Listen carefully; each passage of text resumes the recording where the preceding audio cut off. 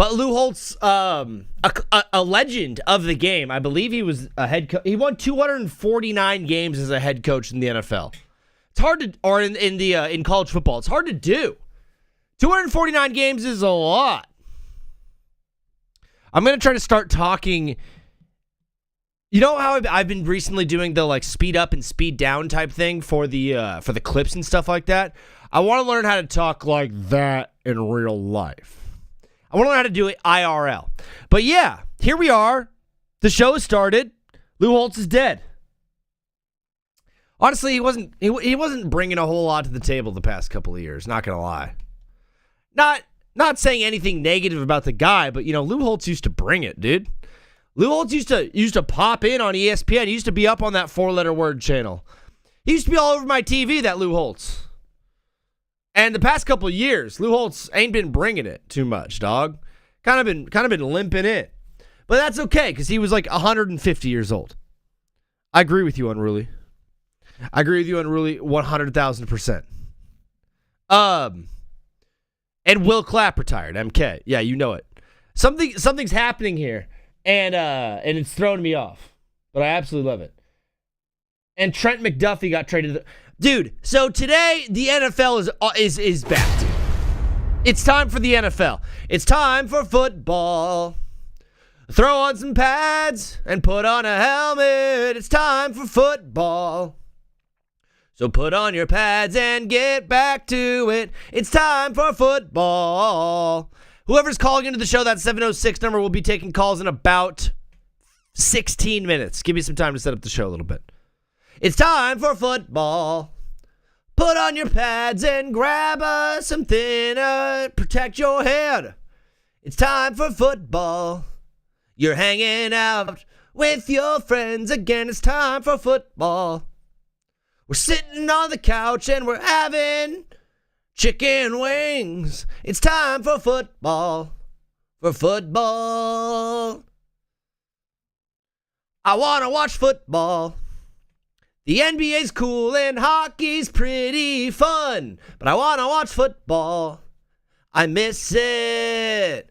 Ba-na-na-na-na-na. I want to watch football. I'm excited for baseball and enjoying my summer, but I miss football. I miss it. Today is Wednesday, March 4th. It is 2:05 p.m. Shout out to the boys in the chatty chat. XD1, Amdu Halal, brother. MK is in here. Oreo is in here. Gliz is in here. Unruly is in here. Oreo the cat is in here. Unbelievable stuff. Shout out to you guys. I love you so much. There might be some sneaky people behind the scenes hanging out with us tonight as well. Tonight, whatever you want to do. I've been realizing the show's at night. This is a nighttime program. In my head, originally when I started this, it was 12 to 4 Pacific time. So it was like, this is a morning show in my head, in my thinking. In my head. I'm realizing, though, this is a night show. This is a primetime show. That's what we do. How come when I play Madden and my team has a Thursday night game, it says TNP? The logo says TNP. Is that for Thursday night primetime? That's what I thought, XD. Oh, that's crazy. Yes, yes, yes. Yes, yes, yes. What's that from? Yes, yes, yes. Speed Demon, Speed Demon. Yes. Today's show, as always, as every single show does, starts the exact same way. I'm so thrown off right now.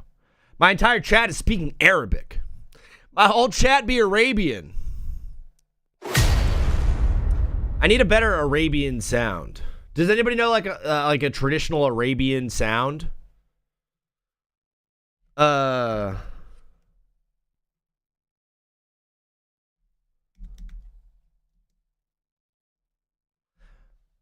need like a yeah. This is good. Arabia.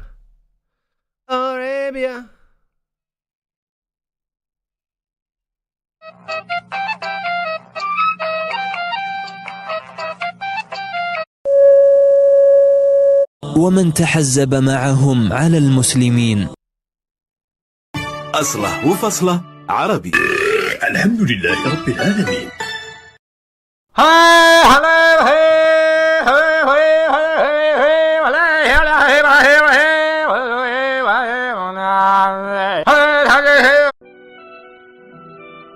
This is kind of good.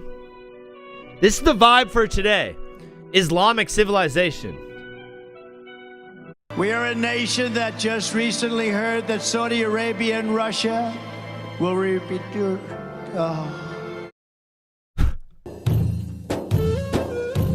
Now this is Arab. This is very Arab. Gotta download this. Downloading MP3. Uploading MP3 to the mainframe. Uploading MVP to the mainframe. MVP. Upload. Here we go. Boom. It's officially in the soundboard, y'all. It's officially in the soundboard now, y'all. It's something.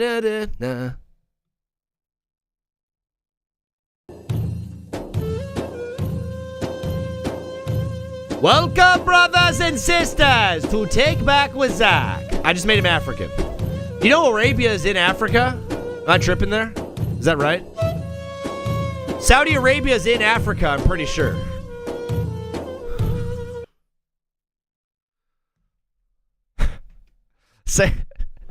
It's funny, too, because I don't even think you guys...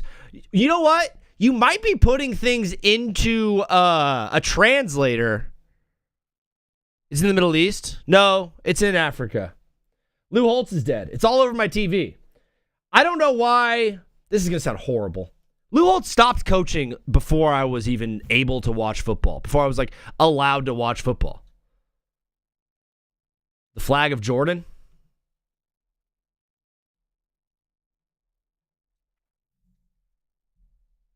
No, it's in Africa.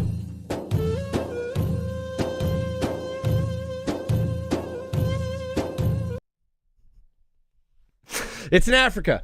How do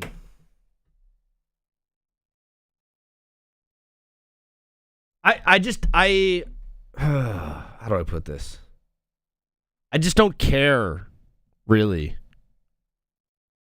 about what, or I just don't really care about. Gosh, this is going to sound horrible. I don't really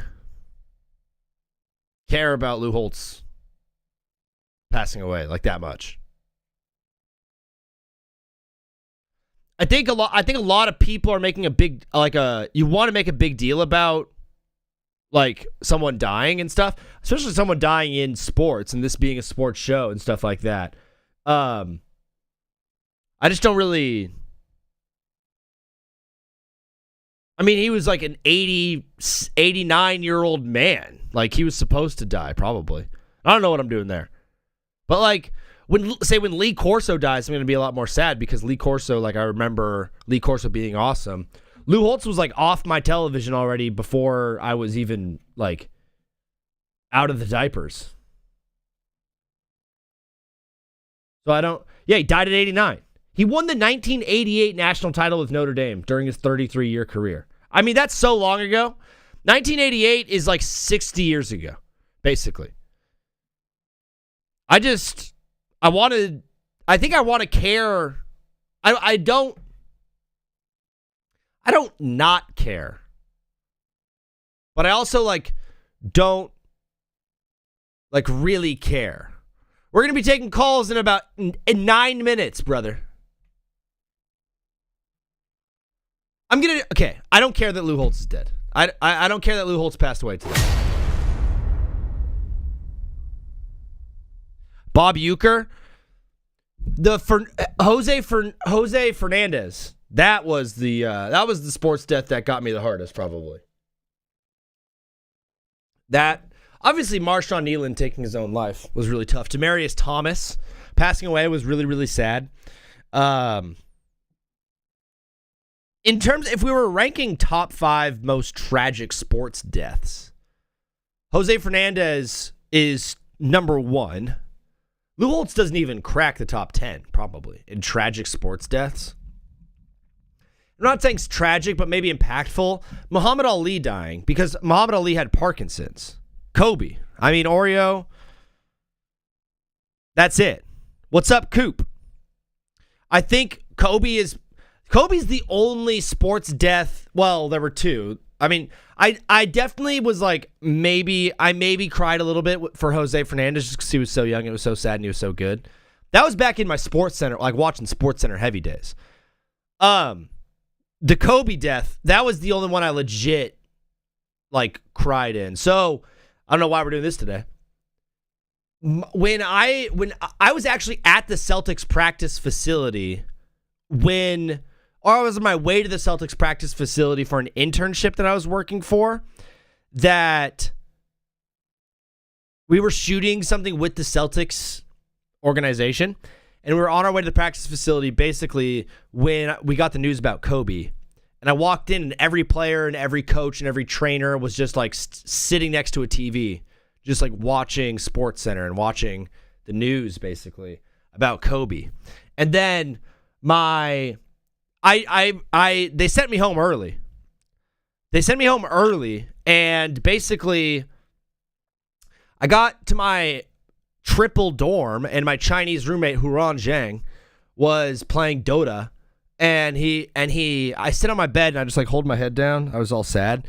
And he comes over to me and sits on my bed, and he just goes, and this is going to sound racist. It's not. It's the term of endearment. It's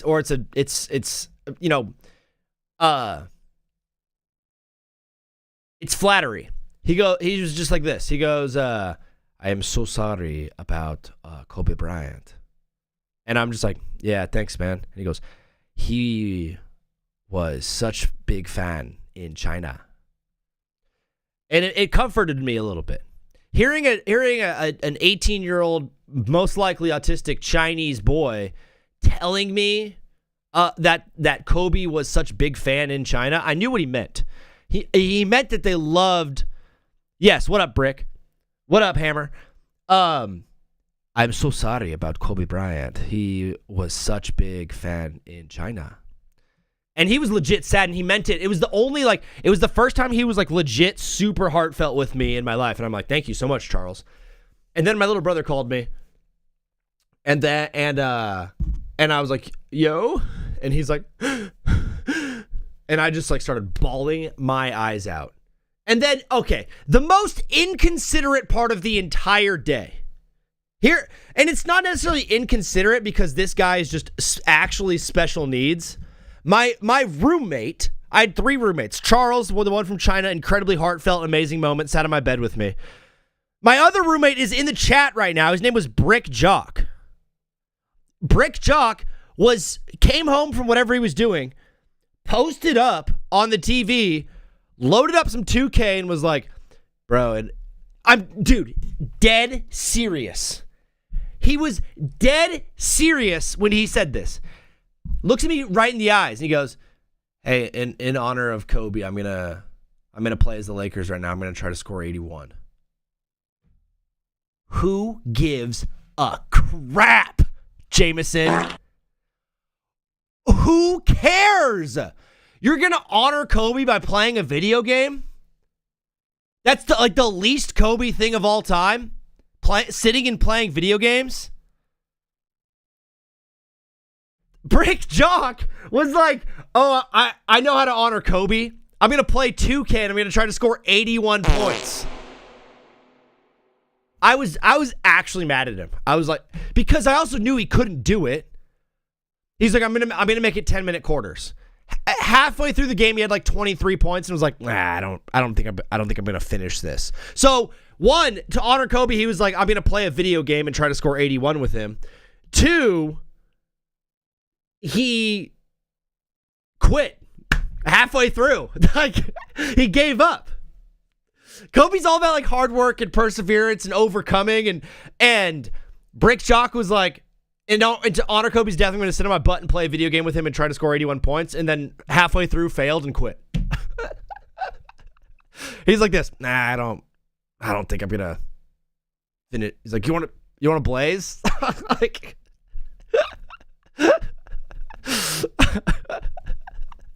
it was, so I went from like, oh my gosh, my roommate Charles is like, wow, I've never had such a personal relationship with Charles before. When he sat on my bed, man, so sad, so sorry about Kobe Bryant. Like, and genuine and heartfelt, to then my best friend going like, Hey, I'm gonna play some 2K right now, and I'm gonna try to score 81 points with Kobe to honor his death. And then my bosses at my internship were like, "Why were you so upset?" I'm like, "Huh? He died." People would take 8-second and 24-second shot clock violations in online 2K games right when he died. Swaggy, we were doing the craziest thing ever. We were doing the craziest stuff ever. A bunch of NBA players, like, obviously stopped wearing 8 and stopped wearing 24 when that happened. Like, that was cool. And the shot clock violations in real life was really cool. But, dude, people were doing stuff in Minecraft. People were building statues for him in Minecraft. Hey, what are we doing? In order to truly have an impactful death, I think one has to die young, too.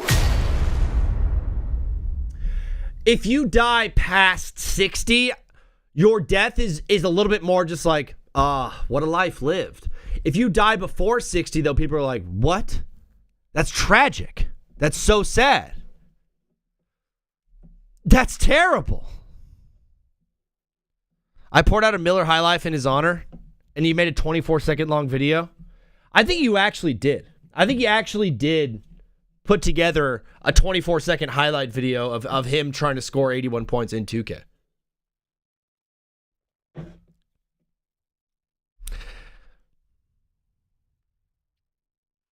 What up, Fast Rake? Rest in peace, Adam Johnson. More sports deaths.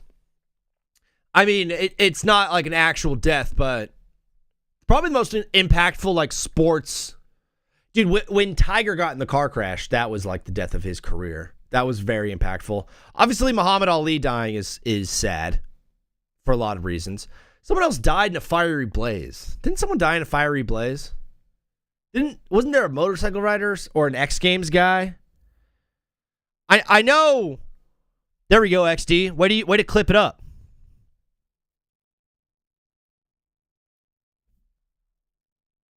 I know Dale Earnhardt Jr. died in a fiery blaze. Tony Stewart killed a guy. I think we all forget. You know who killed somebody on the racetrack was Tony Stewart. Number 24, Home Depot. Tony Stewart was racing box trucks because he couldn't retire. He couldn't just pour a nice Arnold Palmer and mow his grass and hang out with his kids and wash his dog and throw on some Blues Clues and Papa's in and chill out.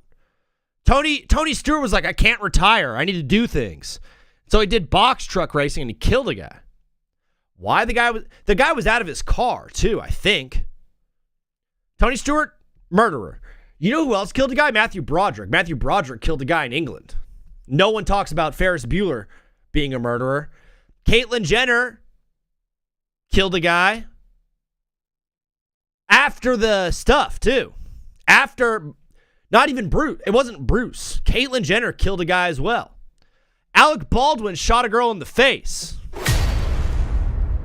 I think you're allowed to, if you get a certain amount of like fame or rich, like you're kind of allowed to commit involuntary manslaughter and just be chill. You know what I mean? Like you can just commit involuntary manslaughter and like accidentally run over a dude and you're kind of fine. All of those deaths were kind of the same thing, or those murderers, if you will. Like Tony Stewart ran a guy over, Caitlyn Jenner hit a guy with his car, Broderick hit a guy with his car, then Alec Baldwin just shot that cameraman right in the face. That one is truly, truly horrible. Phase 7, I run somebody over. Yeah, Phase 7 is jail. My old friend dressed as Triple K member in 2K20 during the BLM protests. That's off topic. DPV, so did Ray Lewis killed a guy too. Thank you, PV. Ray Lewis is also a killer. There are a lot of killers in sports. Do we have any more killers? Obviously, Aaron Hernandez was a killer. Not rest in peace. Rest in turmoil. That was kind of rude. Diggs being released confirms AJ Brown to Pats? No. Diggs being released confirms he's a predator.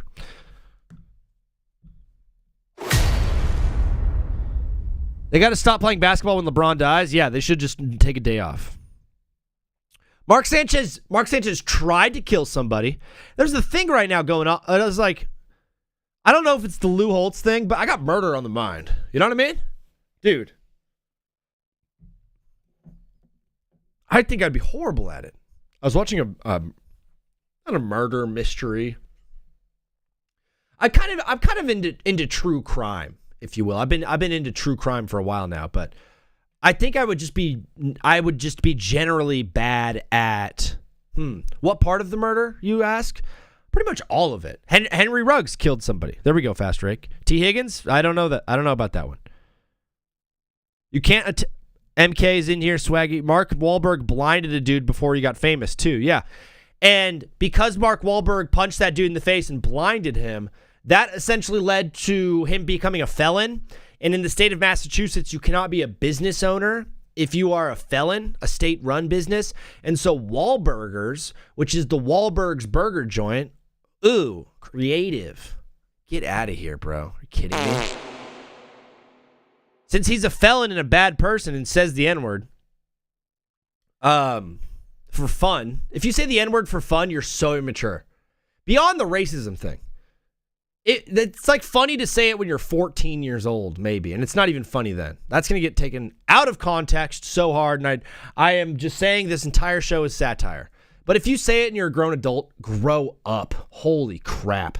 But Mark Wahlberg is not able to own any part of Wahlburgers because of his felony. So technically his brothers own the company and they just cut him a check, even though he's the biggest face of Wahlburgers. So little known fact. Also, Wahlburgers, mid. If you're in the Boston area and you want some ground beef smushed together into a cylindrical disc topped with cheese on a potato bun, bro, get out of Wahlburgers and go to Tasty Burger. It's so good. It's so much better. This is an Arabic show now. This show is Arabian. I wouldn't feed Wahlburgers to the birds. Brick Jock, you know it. MK. He's only a felon because the woke propaganda got him. No, he actually blinded somebody. He beat a guy up. He jumped a guy and then blinded him. This show, as you guys know, starts the exact same way every single day. Today's show starts with the verse. Oh gosh. The verse of the day. 1 Kings 3, 10 through 13. This is just after King David had died. Why is this arrow in the way? This is just after King David had died and Solomon was named king. Solomon prayed to the Lord, and instead of asking for riches or fame, Solomon asked for wisdom. The Lord was pleased that Solomon asked for wisdom. Verse 11, so God replied, because you have asked for wisdom in governing my people with justice, and have not asked for a long life or wealth or the death of your enemies, I will give you what I asked for. What do you ask for? Do you ask for wealth?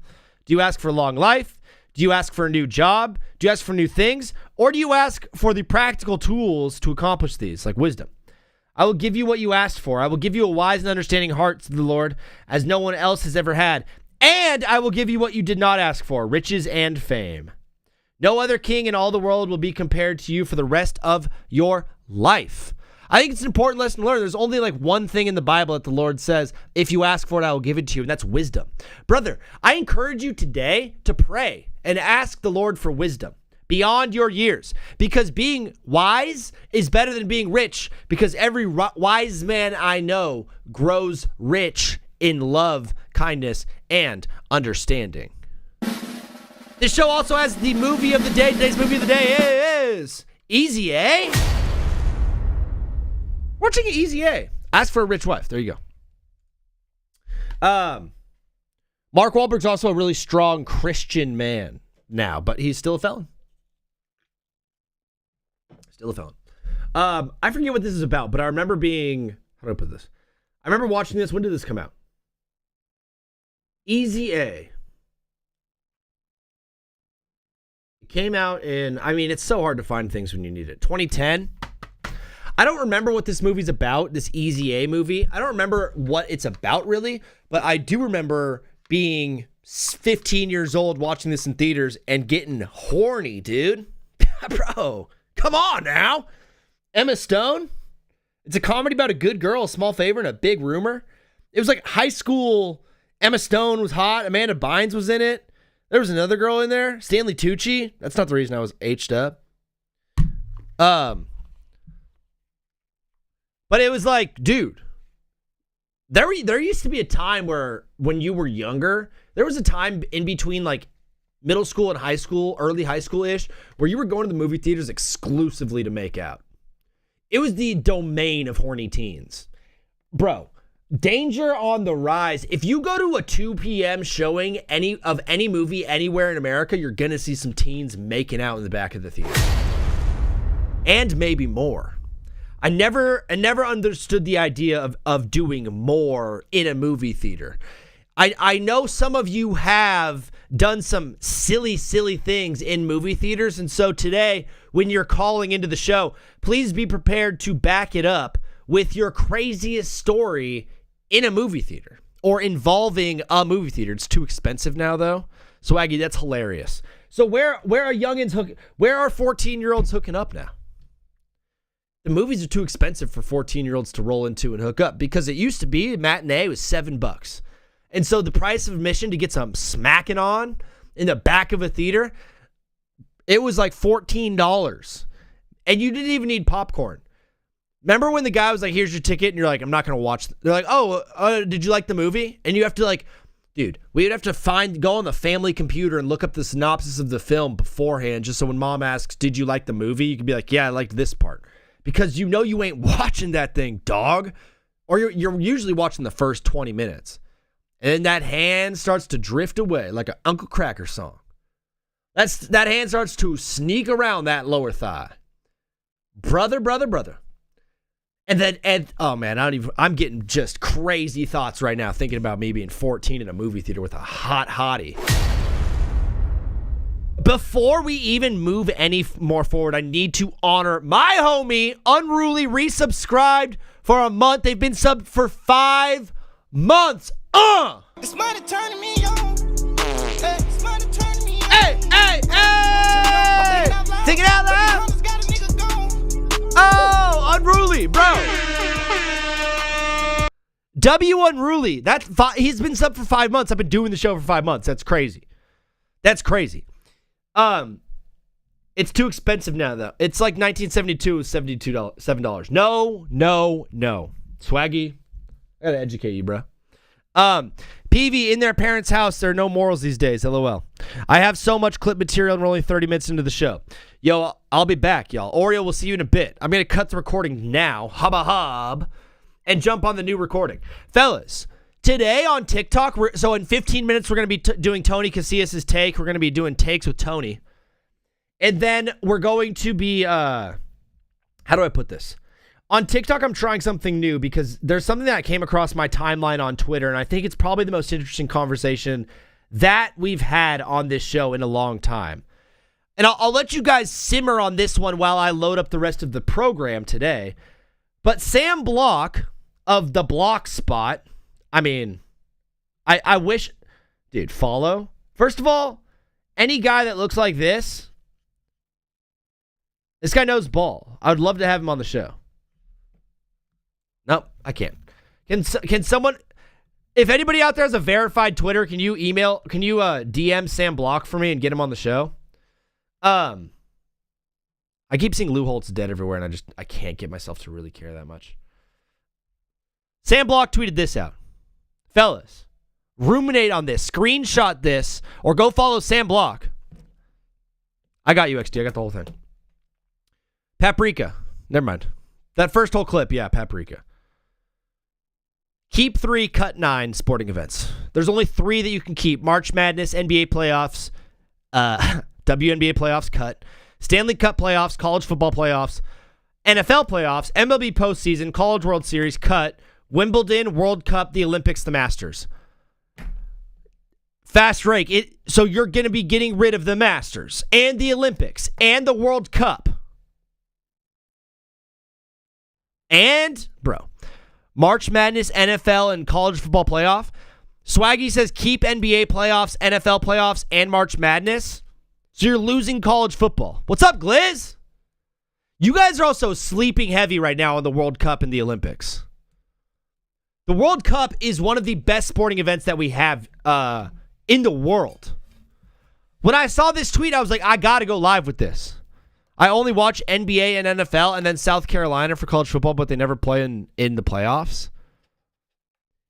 Brick Jock wants MLB postseason. Brick Jock knows the best playoffs is the MLB postseason. MLB postseason has to stay. It has to stay because I love baseball. Also, I mean, am I going college football playoff or am I going NFL playoffs? Oh, that's so tough. But football, you have to have football. You have to have baseball. And then I don't know if I'm going NBA playoffs, March Madness for my basketball. The thing about the Olympics and the World Cup that is tough is it's every 4 years. It's every 4, yeah, but it's still really entertaining. So, probably going to let the World Cup and the Olympics go. Guys, I'm going to say something crazy right now. The Masters is probably my favorite sporting event every single year. I love the Masters. MLB playoffs is for people who made out in movie theaters and those with those, but yeah.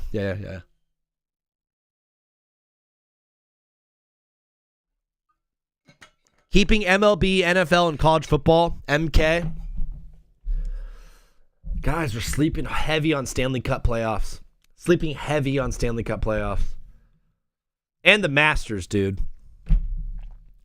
Also, I was watching the clips on your account. I recommend changing voice pitch a little so the deep and light voices are more understandable and sound better. Thank you, XD.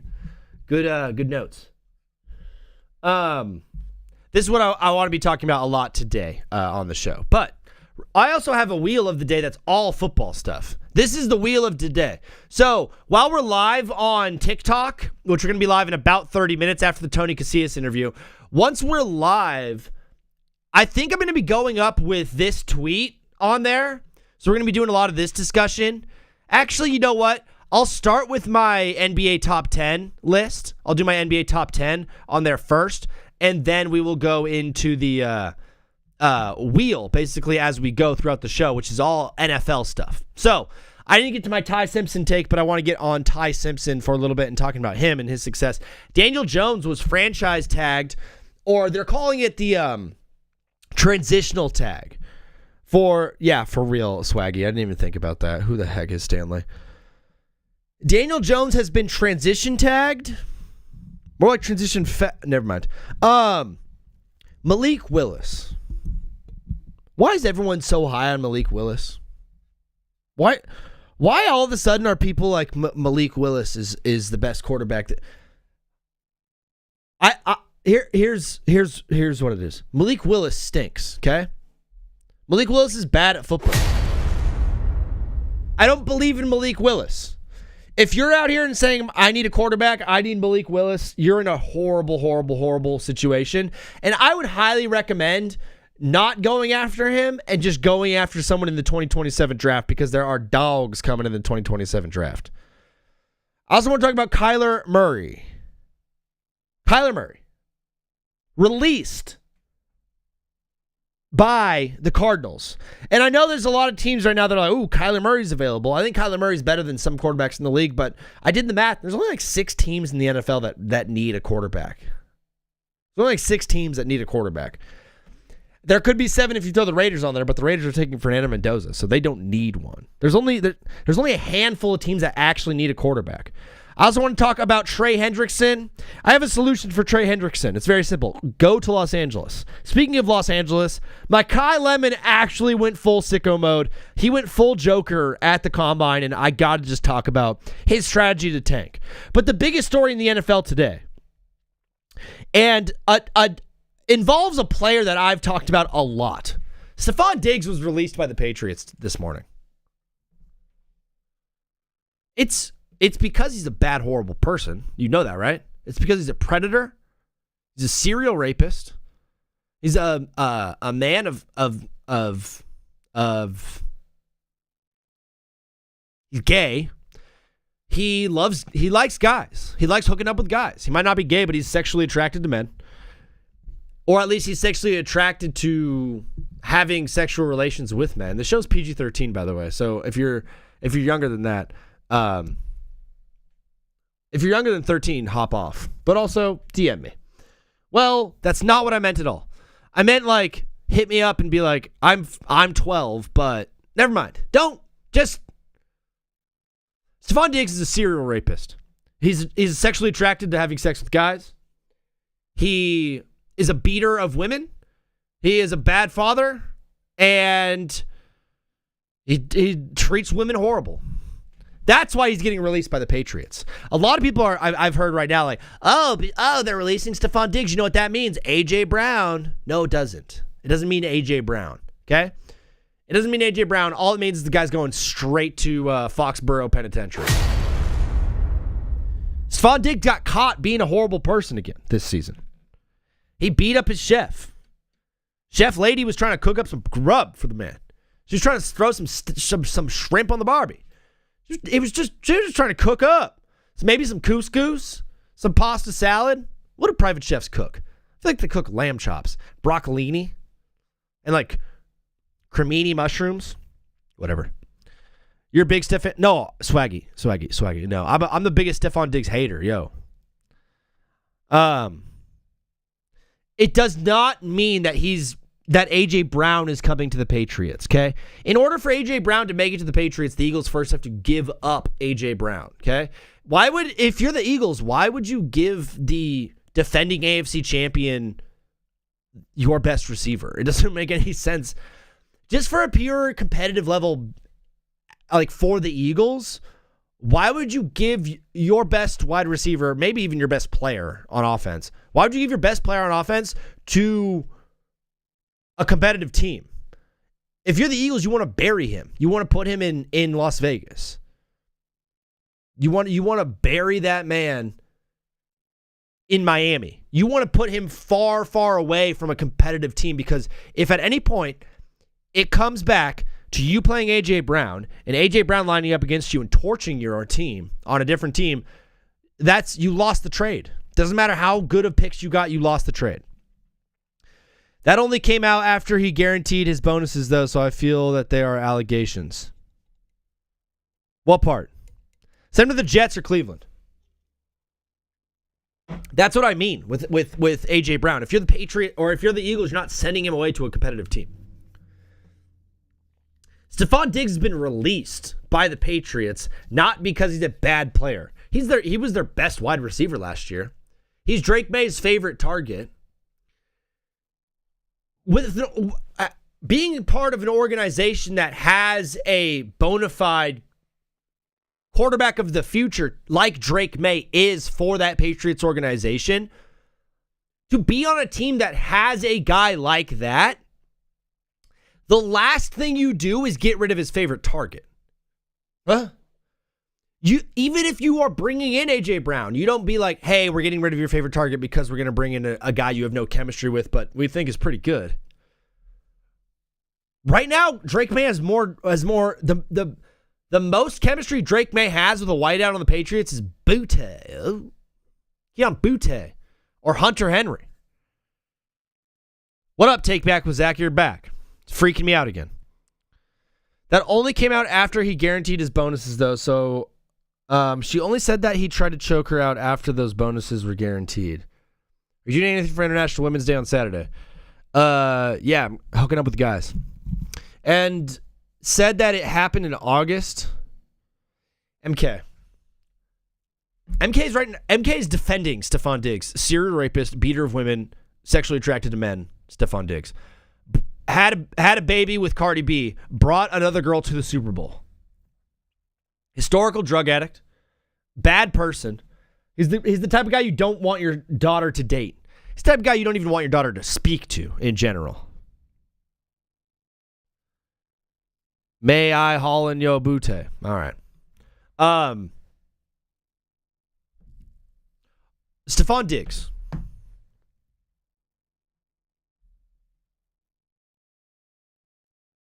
Can we just look up the report? Stefon Diggs arrested. We'll do it live together. Because I'm telling you, it's not the first instance with Stefon Diggs. There's also a lot of alleged stuff behind the scenes that hasn't come out yet. Stefon Diggs arrested Wide receiver pleaded not guilty to felony strangulation, suffocation, and misdemeanor assault charges regarding an alleged December 2025 altercation with his personal chef over a payment dispute. He was released without bail, ordered to have no contact with the victim, and has a pre-trial hearing on April 1st, 2026. Do you not see that the timing is a little bit odd?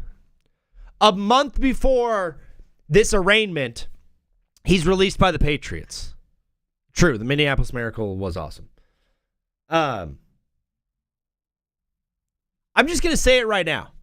I will never be accused of felony strangulation or suffocation in a misdemeanor assault charge. I'm never going to, because I know who I am as a person. I know my character. The only way that you can ever get accused of strangulation and suffocation and assault is if you are someone that puts your hands on people, right?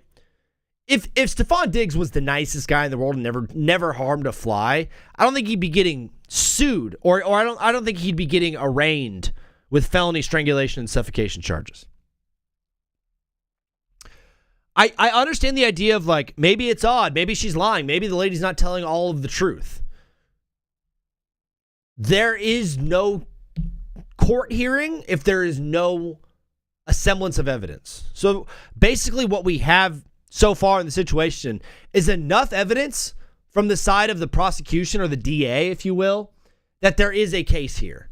If there was no case here and they found out that she was lying, the first thing the police would do was ask for proof and be like, do you have proof? Do you have bruises? Do you have this? They'd be able to see that she was lying pretty much right off the bat and be like, all right, she was lying. We know what she's trying to do. But clearly that's not the situation that we have right here. What we have is a guy in Stefon Diggs being a predator and being a bad guy, and now getting released because of it. It is almost time, or it's right about time, for Tony's Take. Fellas, as you know, with Tony's Take, we start, we just talk ball with our good friend Tony Casillas. If you see us together on Instagram, on TikTok, anywhere that you get your clips, please, brother, give us a like, give us a shout, give us some fun, because for the second time in this show's history, or technically the third, but this is the second time we're calling it this. Ladies and gentlemen, make it loud for Mr. Tony Casillas. What is up, bro? Oh, hello. How you doing? Dude, I'm doing so good. My soundboard's not working. Oh, there it is. For whatever reason, the entire chat is, I don't know if you saw this, but the entire chat was translating everything they wanted to say into like Arabic and just typing in Arabic in the chat. Well, it's because that's the new world we live in. We're in an Islamic state, and we better get used to it. Yeah, got to get used to Islam. We're all getting converted. I'm Iranian now. I just applied for my citizenship, and they said, come on in. Yeah, bombs away. Sorry about the. Don't do that. Yeah, I'm so sorry. That's racist. As an Iranian man, I'm mad. Right when it left my mouth, I was like, I know I shouldn't say this. You make me sick. I don't know many situations that I would find myself in front of such a blue curtain. Where are you right now? I'm at the Gaza Strip. Dude, that's where you are? How did you get there so fast? It's big. I'm at the Gaza Strip. I flew there last night. I took a red eye. I just went up to the counter at the Austin airport and I said, "Get me to the Strip." And they said Vegas, and I go, "No, the good one." The good one, the fun one. Tony Casillas joining us live from Austin, Texas. Tony, how's your day, dude? I know we saw you on Monday, and then we had a clip go kind of viral between the two of us talking about LeBron and steroids. That was fun for us, but other than that, I love how all the comments are just people that want to shoot NBA players. Yeah, every comment that was not the message I wanted to put out there. Like, hey, who would you shoot? The message was, who would LeBron shoot, not who you would shoot. The whole idea of the clip was like, the joke was like, the writing behind the joke was like absurdism, right? So you have the first take, it's like, we should let him take steroids, and then if he turns 45, he gets a gun. And then people are like, I want to shoot Chet Holmgren because he messed up a parlay of mine. And I'm just like, well, maybe just just stop betting. Maybe don't bet right now. The best is some people didn't even explain it. They're just dropping. They're like Lori Markkinen. I'm like, all right, you just want that man dead. I would put 15 shots in Lori Markkinen, and you're like, oh, okay, all right, Dude, fella. I don't even comment on like reels usually at all. Yeah. But after posting, I've realized there are some commenters out there. Oh yeah, they're sick. There's people that have 0 posts but have like thousands of comments. Yeah, and they're killing it They're by just killing threatening it. NBA basketball players. Dude, like threatening NBA players, talking about who they want to die on the court, and then throwing in like a LeBron sucks anyways type thing is always my favorite. Yeah, my favorite one was he would miss that shot too. I was like, that's funny. Yeah, that one is actually good. That's a Like, funny person. I liked. No, I'm a little frazzled today. I apologize because last All night good. I got off work and do you ever when you get off work you get home and you like park your car and like a song's on that you like and you're like, Ooh. oh, I'm gonna finish like listening to this song, right? Yeah. I'm in my car. The sound is great. Everything's perfect. Let's finish the song. So I'm listening to the song, and then a And guy you're just parked in front of your apartment? just in front of my apartment. Do you have like a parking space or are you just like It's out free there? for all. It's Okay, free okay. for all.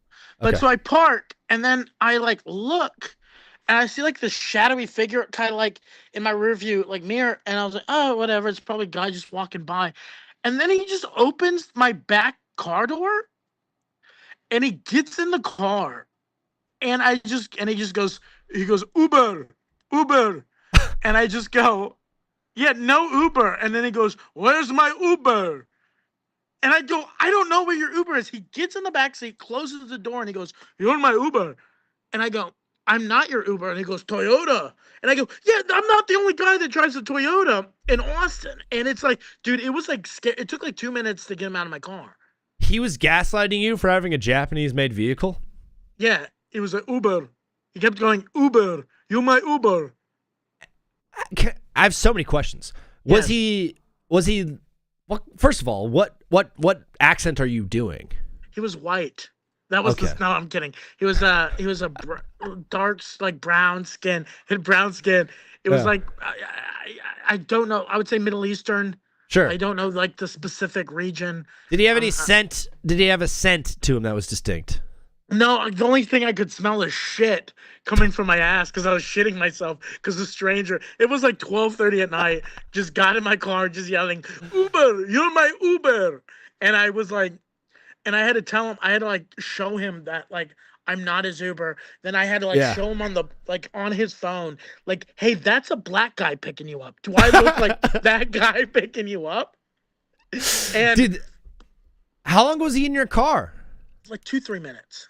Or it felt like 2-3 minutes. It could have been shorter, but it felt like a long Bro, time. that would feel like a lifetime. That's like life flashing before your eyes type time. Yeah, dude, it was like sick. And I was like, after that, I realized, dude, we got to go back to like taxis where it's like a Yeah. distinct vehicle, distinct color, Yeah. distinct like signage, because that was sick.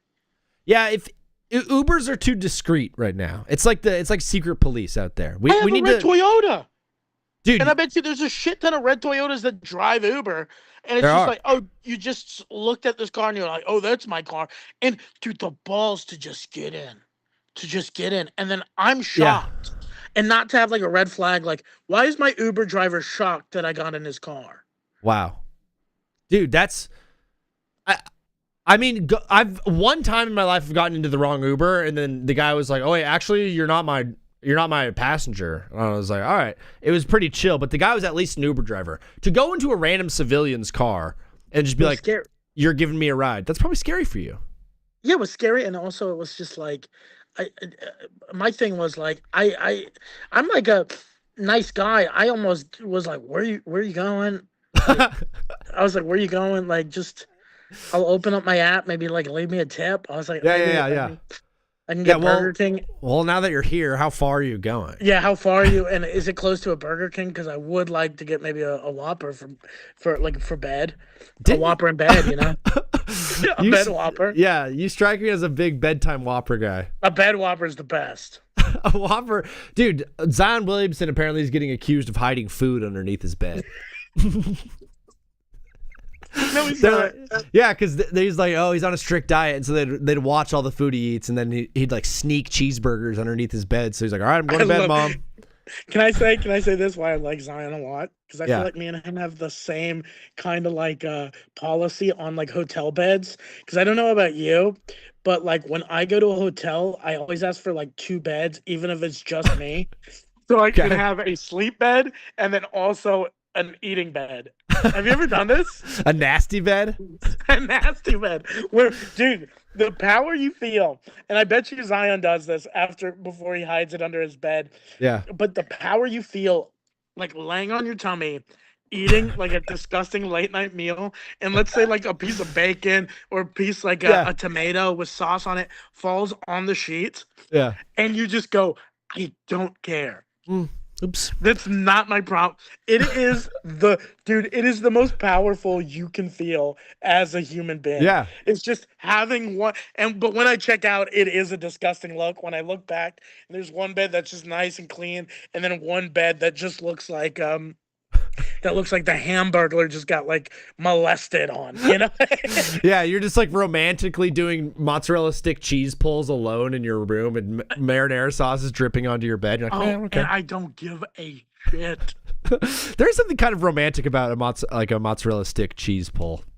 Do they know? Can I ask you a question? Do they know what kind of food he's been hiding under his bed? Not salad. Not salad, not like dried mango. He's not doing a handful of almonds underneath his bed. Do we know it's not like maybe he's doing like some food drive situation for like the cleaning staff? I mean, first of all, for a clip, can you just say Zion Williamson is my favorite player? Zion Williamson is my favorite player. It's good. What if we had to do a top 5 list off the dome? Yeah. If we like, what would be the top 5 foods to hide underneath your bed? Because there are some, like, I'm not hiding a bowl of like ravioli underneath my bed, right? Because you squish the ravioli and all the good stuff comes out. Yeah, you don't want to. I would say steak, because the mattress could keep the steak warm. Sure. But then I don't want to hide cutlery underneath my bed either. I was thinking it has to be like a handheld, like a snack wrap. Like a snack wrap would probably be. You don't want a flat snack wrap. No, I think you would. I think you are like letting us all know your mattress is on the floor, but like Zion Williamson has a bed. No, my mattress isn't on the floor. I'm saying even if you put it, I'm putting my snack wrap on the floor, Zach. Underneath there's space underneath your bed for like storage. I'm talking about the bed frame and the mattress in between there. He's hiding. No, but I think he's hiding it underneath his like bed frame. To like, he's going full floor. Yeah, he's putting food on the floor. That's disgusting. I don't like this guy anymore. Yeah, the floor is probably the worst place to keep food. Yeah, there's like rats now and little ants and little. We're talking about a millionaire basketball player. I don't think he has rats. He has ants. That's why he's like been shaky on the court. He probably has ants in his pants, ants in his belly. Everyone's looking at this the complete wrong way. They're looking at Zion Williamson hiding food underneath his bed as like a reason as why he's fat. No, that's the reason he has ants. That's the reason his house is infested with bugs. That's why he can't concentrate on the game, because he's just the whole time he's like, oh fuck, I gotta make this free throw. Oh, but the ants in my home. But they're eating all my snacks. I mean, one of the more embarrassing things to have in life would be a house infested with bugs, especially New Orleans, dude. It's a buggy town. But and those ants are just mean too. Those ants are asking for like Lucy's. Yeah. Those ants are like, those ants know voodoo. Like those are like bad. Yeah. Those are like bad ants. Yeah, those ants are asking for like 6 milligram Lucy breakers. Yeah, those ants are going like those ants are doing smelling salts. Yeah, those ants are going, can I get $20? I'm trying to record an album. I need 20 more bucks to record some like studio time. It's like not fun ants. Yeah, they're not red ants. No. Don't do this. No. You're the one that had a white SoundCloud rapper from Louisiana on the other day. So let's keep it that. All right. I was like, hey, for my first interview ever, here's a white guy who's pretending to be black. Oreo the cat threw in, shout out to Oreo. He threw in Crunchwrap Supreme as being a great under the bed food. Really? It's wrapped in the Taco Bell wrapper, so it's kind of protected from ants. Yeah, but the thing is, after it, like, let's just say it gets, it does get like crunched up. Now you just have a bunch of Doritos. No, and I'm convinced you've never slept in a bed. Yeah, beds have space underneath them. Some do, some don't. Oh my gosh, I want to like take my whole. I'm also not keeping Taco Bell under my bed. That is no. Taco Bell, because the thing is, Taco Bell, there's like a fine window of after you order it and when you eat it. After that, it's That's trash. true. That is true. You ever have like, you know what? Like McDonald's, you can leave a cheeseburger out for 6.5 hours. It'll still be good later that night. Taco Bell, nah. Taco Bell, you got like an hour 15 max, and then afterwards, if you eat it, something comes alive in your stomach. Like it's like the scene from Alien where. Ah! Your dad's like, "What's wrong, son?" You're like, "I hit a taco locos under my bed." Yeah, you made him Mexican. That's how Mexicans are born, actually. Is if you eat a Doritos Locos after an hour and a half after you order it. No way, fool. Okay. No, you fool. Can we please figure out what the top 5 foods would be to hide under your bed for a midnight snack? Okay, I'm going steak. You say no cutlery. I eat steak with my hands. Steak. Crazy. Steak. Number 1. I'm going under my bed food. I'm going a Jimmy John's sandwich. A cold cut. Cold cuts would be great underneath the bed. An Italian. An Italian. There we go. An Italian nightclub. Number 7 on the board. Yeah. Number 3. I would go fucking a jar of M&M peanut style. Candy, any candy is very, very solid. We're gonna go specific. Peanut M&Ms. Peanut M&Ms. Peanut M&Ms. Yeah. Number 4, I gotta go a bowl of ice cream because when you put it under your bed, you're like, ooh, I'm gonna save this ice cream for later, and then when you wake up. It's an Oreo soup, which is very nice.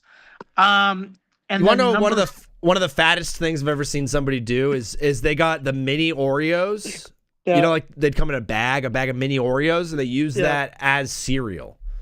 They poured like milk into a bowl of just mini Oreos. Is the fattest thing I've ever seen. I was also never been hungrier in my life. But also though, what's the difference between that and like Reese's Puff cereal? Let's be honest. I mean, Captain Crunch, or like the Captain Crunch cereal. Like, what's the difference between that? The difference is that is like grain pressed into circles, flavored like that. Oh yeah, like it's like grain. A Salt Bay amount of grain. Like, what are we talking about? There's no grain. It's probably ants. Yeah, there's no grain in Reese's Puff cereal. And then number ants. 5, last thing on the list, I would go. Last thing on the list. Let's think big. Let's think bold. Let's think brave. I would go. A pig on a stick, like a pig on a skewer, like a whole luau. Like a whole luau. Luau for one. Luau for one. Daddy's eating under his bed good for at least 2 weeks. Hey, what are you doing this weekend? Oh, dude, I'm actually having a luau. Oh, bro, you didn't tell me about that. Yeah, it's kind of a just me thing.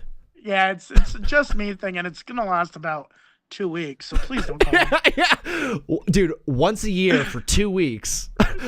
Once a year for 2 weeks, I put a pig under my bed, and I just every time I get a little hungry, I do 2 things. I eat the pig, and I also rewatch Sopranos. So like every few episodes, I get a little hungry, so I pick a little piece of meat off my fucking pig. That's really good, dude. All right, I've got my list for you right now. You were filibustering, and I figured it out. Number 5, food to hide underneath your bed. A A bagel with cream cheese. All right. I think I accept. a carbo loading. Now, people don't know about gaining weight. Carbo loading right before bed at like midnight. Was that an attack? People don't know about gaining weight. You looked right in the camera, right at me. People don't know about gaining weight. No. Maybe if I was making a joke about moving to Gaza, I would make fun of you. But no. I'm saying, dude, I see all these people talking on. I want to make a satirical like page that's like, because there's all the fitness guys like, you should eat this. It's only 500 calories. And I want to be the guy that's like, you should eat this right before bed. It's 700 calories. It's a bagel and cream cheese. It's the worst thing you could possibly do for yourself. It's carbo load right before bed. At number 4, I'm gonna piggyback off of you with the Italian sub. Thank you.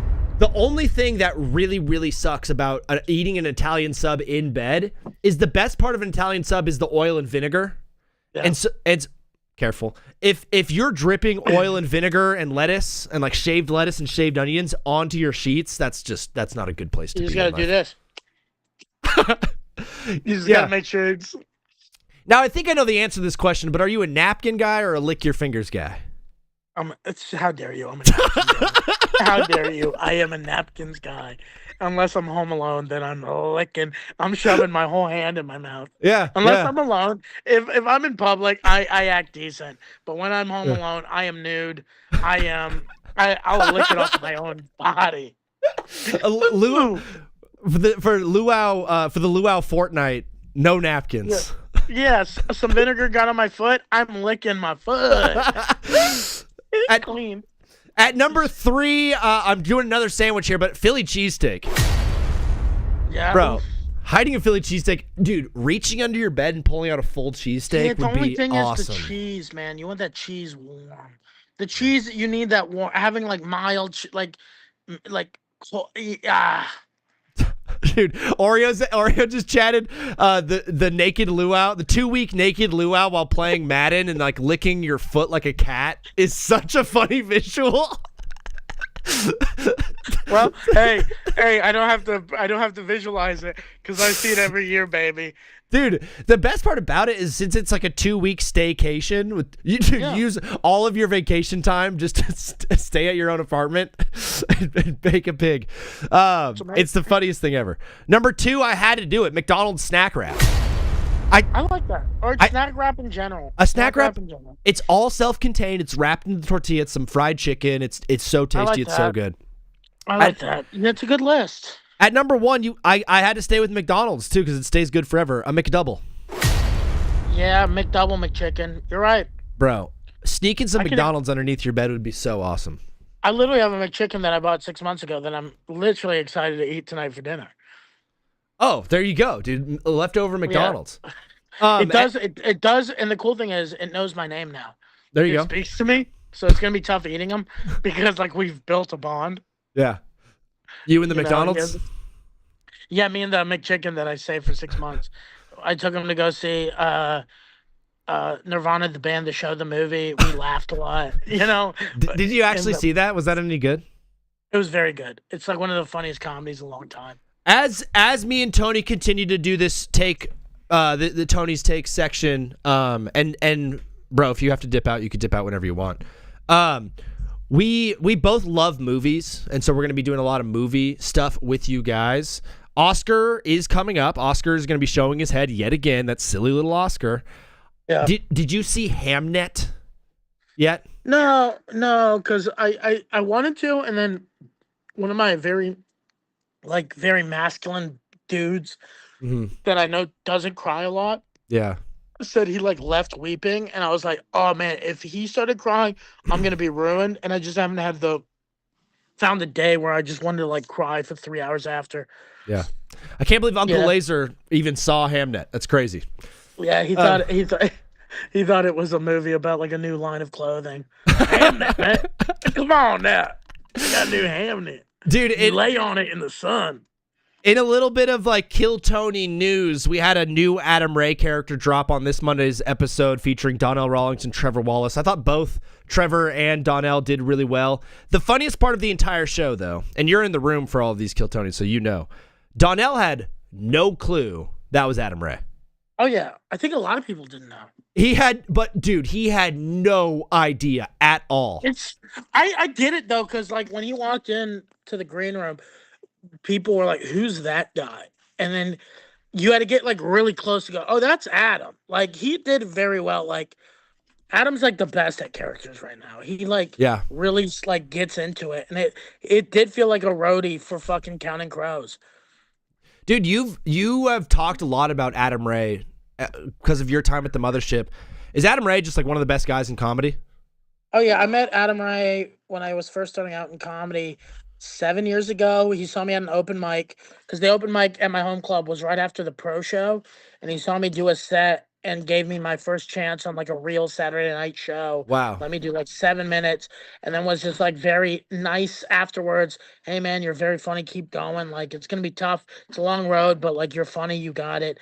And then I remember I hosted for him like a few months later, and I did the young comic mistake where I ran the light because I was having a good set. Yeah. And I was feeling myself, and I ran it by like 3 or 4 minutes. I was being a douche. I was being an ass. Yeah. And Adam like pulled me to the side after the show and was just like, "Hey, what you did there was like unprofessional."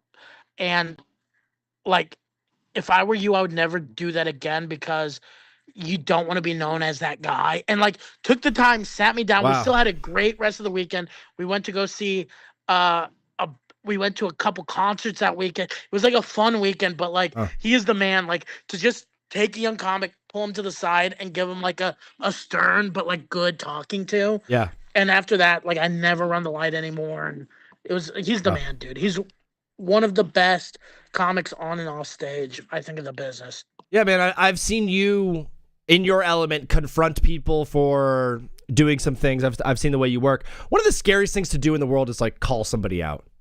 And Adam Ray, if he was a lesser man, just would have never talked to you again. But the fact he did that, man, what a cool dude. What a great story, man. Tony, this was so much fun, bro. Thank you for joining us yet again. We'll see you again on Friday. It's at comedian Tony C on Instagram. Are you still doing the Silly Goose Radio podcast? Yeah, it's just on hiatus right now. We're building out a new studio right now. And Nice. we'll be back when I get back from Germany in a couple weeks. Yeah, Silly Goose Radio. If you guys want to catch up, we have like 9 episodes out. Yeah. But then when I get back, we're going to hit the ground running. Yeah. If you want to see some more Tony C, you can check it out over there. Brother, I love you so much, dog. We'll see you again on Friday. Love you too. See you on Friday. Peace. Bye. My guy, Tony C. The man, the myth, the legend, Tony Casillas. Unbelievable job. Unbelievable Tony. Dude, the naked luau is one of the funniest things I've ever heard of in my life. Somebody was, and by somebody I mean XD. Blorp, I saw you jump in here, dog. What up, Blorp? What up, Blorp? Who else popped in that I didn't see? That's it. Did you guys get that guy out of here? Did the mods, I think Unruly eliminated that guy? Elimination. We're about to go live on TikTok right now. Should I go live with the NBA power rankings right now and my coach of the year and some rookie of the year? What did he do? I don't know. He was a bot. I think it was just a bot. Unruly destroyed that guy. Unruly wrecked that guy.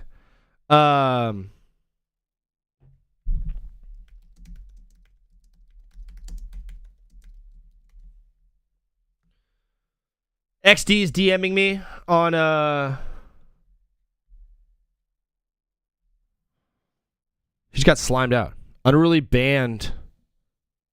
Bro, unbelievable, dude. Shout out to him. Shout out to that guy for getting banned. That's so funny. He's probably, what if he's like, what?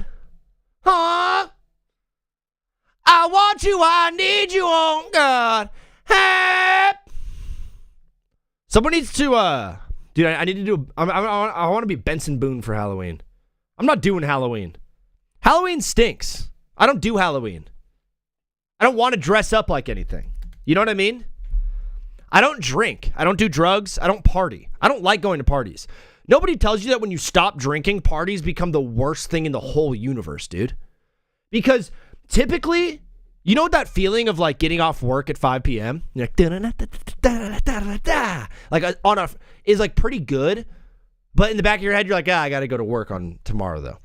getting off work on a Friday is like, woo! Because you don't have to go back the next day. And usually you're driving from work to like, you're about to have a drink. You're about to like party a little bit. Going to a party knowing you're about to party makes it very fun. Nothing, dude, you can hit all the traffic in the world and you're just like, it's all right, I'm about to have some beer, dude. It's all right, I'm about to have some beer. I'm about to have a tequila soda. I'm about to have a TSL, tequila soda with a little lime, bro. Like going to, what up, Blorp? Are we doing fantasy baseball leagues? Yes, we are. We're going to do a fantasy baseball league TBWZ style. If you want to be in my fantasy baseball league, hit me up on Discord and let me know because I'm building out that league right now. So far, there's 2 of us. And then potentially a third, and I'm gonna get a bunch of guys though. We're playing fantasy baseball 100%. But going to a party knowing you're not gonna drink, the whole time you're driving over there just dreading it. Because everyone around you is gonna be like having a little bit of fun and doing some things. Like it's like going to Disneyland and knowing you're not gonna ride any roller coasters. You're like, I'm going to this thing that everyone's happy at and like everyone's having a good time doing the fun thing. I'm actively going knowing I'm not going to do the fun thing that everyone else is doing. That part stinks. Yeah, Blorp, of course. Yeah, DM me. XD. I'm going to XD, if you're in here, I'm going to upload the first 30 minutes of the show into the clips folder for right now. Give me the beat, boys, and free my soul. I want to get lost in your rock and roll and drift away. Hey! Hopefully it doesn't destroy my internet. Yeah, it's titled 3-4. Yeah, it's the date. Let's go live on TikTok right now for all the TikTokers, for all the folks on there. Blorp, I think I just saw your DM. Absolutely, brother. Let me get you in here. Yes, sir. My guy. I'm so excited for it. The Chinese voice part. Hello. Hi. Oh, Kobe Bryant. I'm so sorry about Kobe Bryant. He was legit super sorry about it too. He's like, dude, I'm so sorry about Kobe. I'm doing my power rankings right now for the NBA. I've done them a few times with you guys. So today's show will be discussing NBA with the people over on TikTok. But everything on the wheel is NFL topics. So as the show goes on, as we continue to chit-chat with the people, we're going to be feeding directly into NFL stuff on the wheel. So today is going to be, dude, Oreo sent me a friend request on Discord. Let's go, dude. You want to be friends? Let's go, bro. I'm going to go hit you up for that base. You want to be in the league, Oreo? You want to be in the league? Yeah, of course. If you want to be in the fantasy, it's fantasy baseball, by the way. Just so you know.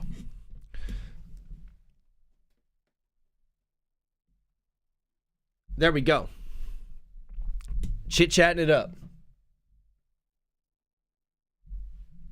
The World Baseball Classic is literally like right around the corner. I believe USA's first game is on Friday, and it's getting me so fired up for baseball. I'm a baseball fan in general. I played baseball my whole life. Baseball was my first love. My very first like team that I cared about was basically the Angels. I love this sport. I love baseball. It starts tonight. It starts when USA plays, dog. Come on now. Scooble on the bump on Friday, I believe. Let me just pull this up. Chinese Taipei and Australia start tonight. Yeah, I ain't watching that. I'll start watching on Friday when Cuba and Panama are playing and Venezuela is playing that day. Nicaragua and Dominican Republic are playing. It really is going to come down to essentially the DR, the US, and Japan. The only reason Japan is in it at all is because Japan has Shohei Ohtani, because he's an absolute phenom. And Japan lost to the NBP team. They'll be fine. They'll be okay. It starts when Israel plays. Come on, dude. What up, Matt? Thank you for liking the live, bro. That means a lot. It helps grow the show. But I am doing my top 10 teams on Twitter, on TikTok, in the NBA, and nothing has really changed that much, except I have moved. I called you last week. Let's go, dude. That was awesome. We had a great time. I remember everything about it. remember you. I remember your mom's name. Sheila. Sheila and Matt. There's always some sleeper team. Yeah. For me, that sleeper team this year is probably Mexico. Venezuela is a very, very good squad as well. Venezuela is a good squad. For sure. For sure. Last time out, Venezuela had a lineup that included Altuve. I don't know if he's going to be there this year. Anthony Santander, Luis Ariz is on that team. Acuna Jr. is on that team. Gleyber Torres, Eugenio Suarez. That's a good squad. Pitching is the place where Venezuela maybe will drop off a little bit. Ultimately, the World Baseball Classic is such a great warm-up for the MLB season. It gets us fired up. It gets us ready to go, but we're excited about it. I'm so sorry about Kobe Bryant. Very sad news. Make heart heavy. Kobe Bryant, big fan in China. I'm so sorry about Kobe Bryant. How could the Cavs be below Detroit, though? They beat them last night without Donovan Mitchell or Wade. Yeah, they beat them last night. They did. Detroit's still 3-1 on the season against Cleveland. Detroit is still a better team, in my opinion, than Cleveland is. But ultimately, I understand one believing that Cleveland is a better team than Detroit. I think Cleveland in general. I am not. How do I put this? Cleveland is making me rethink a lot of things. Cleveland is making me rethink a ton of things about where I'm at as an NBA ranker, as what I've been calling myself. I'm a ranker. I'm trying to trim this up. There we go.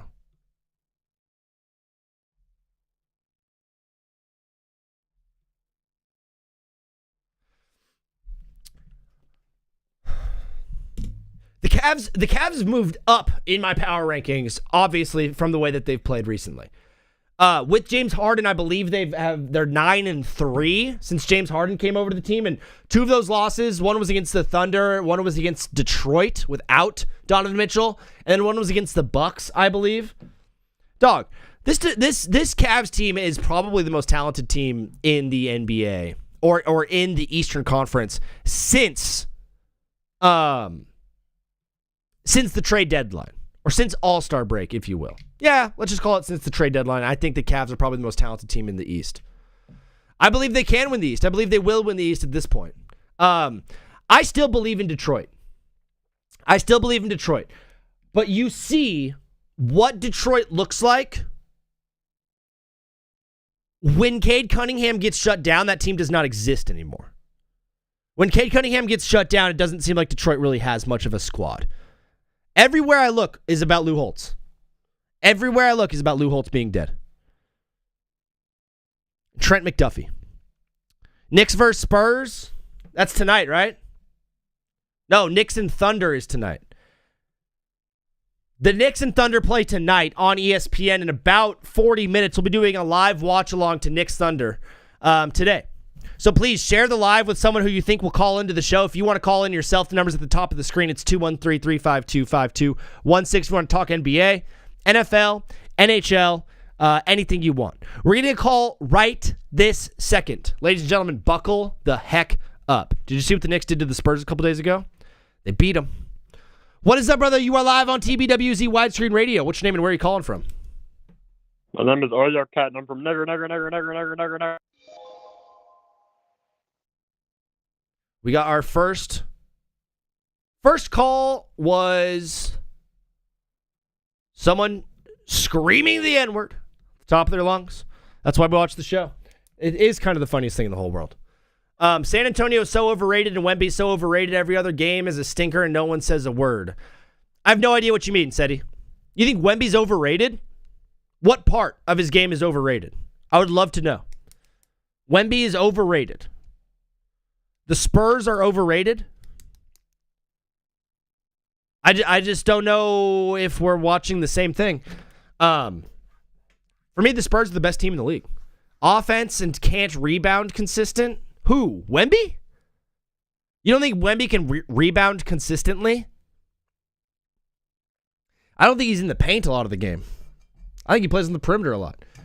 If he wanted just to sit in the post and get rebounds all game, he could absolutely do that. Wemby has low scoring nights where he doesn't shoot a lot, but he's depoy by far. Dude, he has low scoring nights when and like 15 boards and 6 blocks, and then only plays 20 minutes because it's a blowout. That's when Wemby has low scoring nights. Wemby is not a guy who's going to go out and drop 30 every night because he doesn't have to. He's on the Spurs. SGA has to go and drop 30. That's how the Thunder win, is SGA going out and being the best scorer in the league and just going out and dropping 30 every night. Luka, the only way the Lakers can stay relevant is if Luka goes out and drops 30 every night. He never really shoots bad, though. No. XD, do you think prime LeBron, Wemby, SGA, Luka Doncic, or Nikola Jokic beat the 24-25 Knicks? Yeah. No. Definitely not. Do you have a home address of this man? Yeah, you got haters in the chat, Seti, but I respect you and love you as a human being and as a person. But the Thunder and the Knicks play tonight.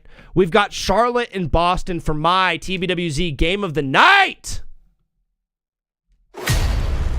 Charlotte and Boston is my TBWZ game of the night. I know most people are going to say Oklahoma City and the Knicks. The way Charlotte is playing basketball, they've gotten a 500 ball. They are so fun to watch. Boston is one of the best teams in the league. I'm very, very excited to see that matchup. Matt, thank you for liking the live. And we have some stinkers to finish it off. Utah and Philly. Philly's off a back-to-back. Portland and Memphis, stinker central. Atlanta and Milwaukee. Don't sleep on Atlanta. Don't sleep on Atlanta.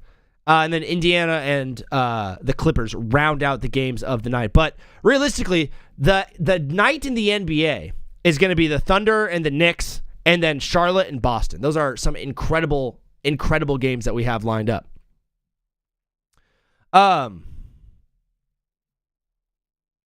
OKC and the Knicks.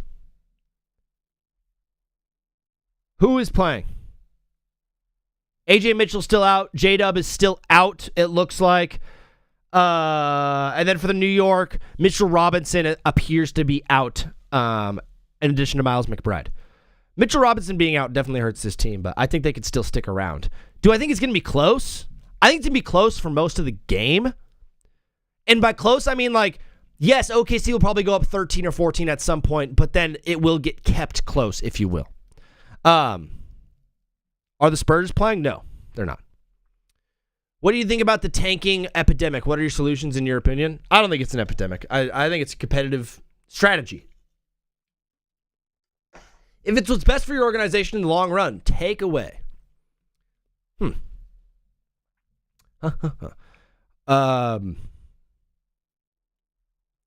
We have the wheel of topics, and like I said, most of the wheel is NFL-themed stuff.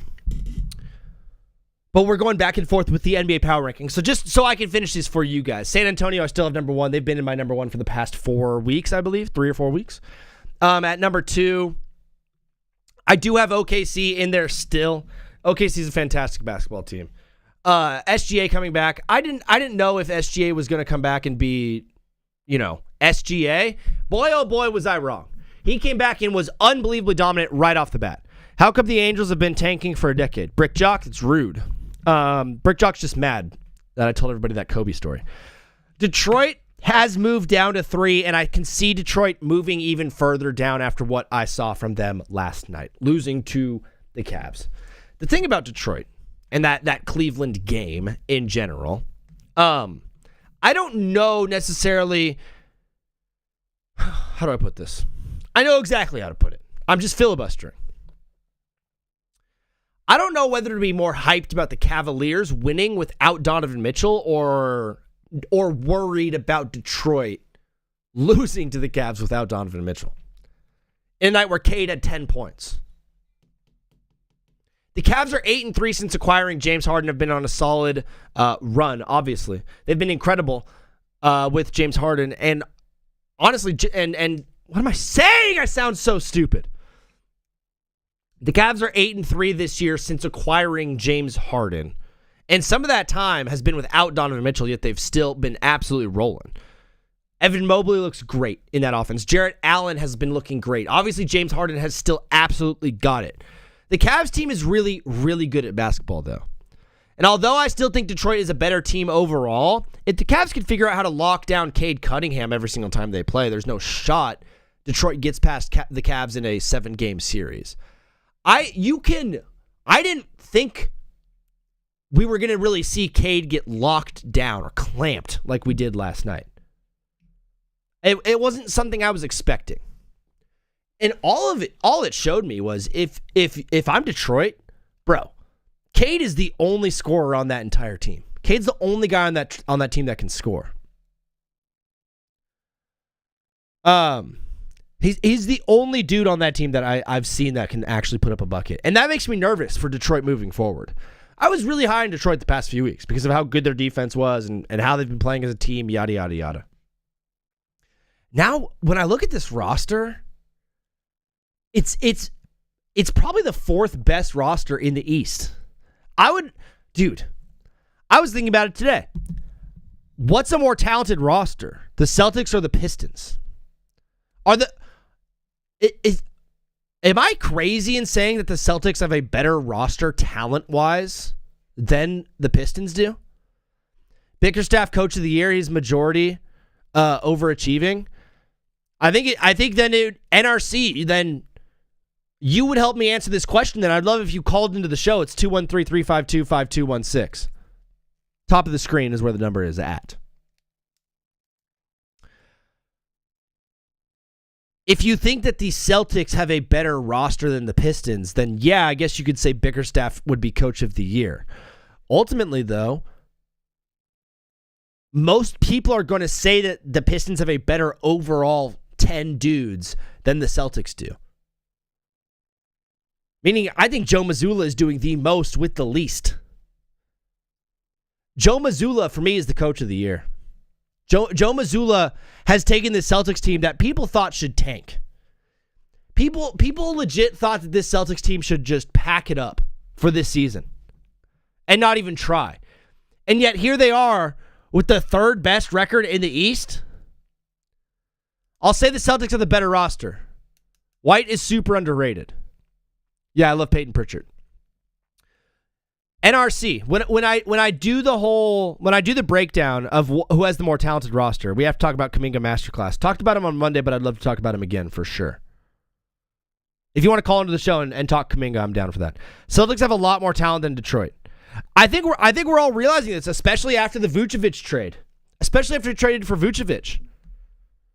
But think about it: you got Brown, White, Vucevic, Pritchard. That's a better four. Burping into the mic. That's a better four than Cade, Duren, Tobias Harrison, Asar Thompson. I think the best player between those two teams is probably Jaylen Brown. The second and third, Cade and Duren. Absolutely. But then 4, 5, 6 probably are going to be going to the Celtics. Derek White is incredibly underrated right now. When discussing pure talent, I think the Celtics have more top-line talent. I think overall, the Pistons probably have a better 10. If they're doing a 10-man rotation, I think the Pistons' bottom, their floor, is a lower floor than the Celtics. Because the Celtics have dudes like Jordan Walsh and Baylor Shireman.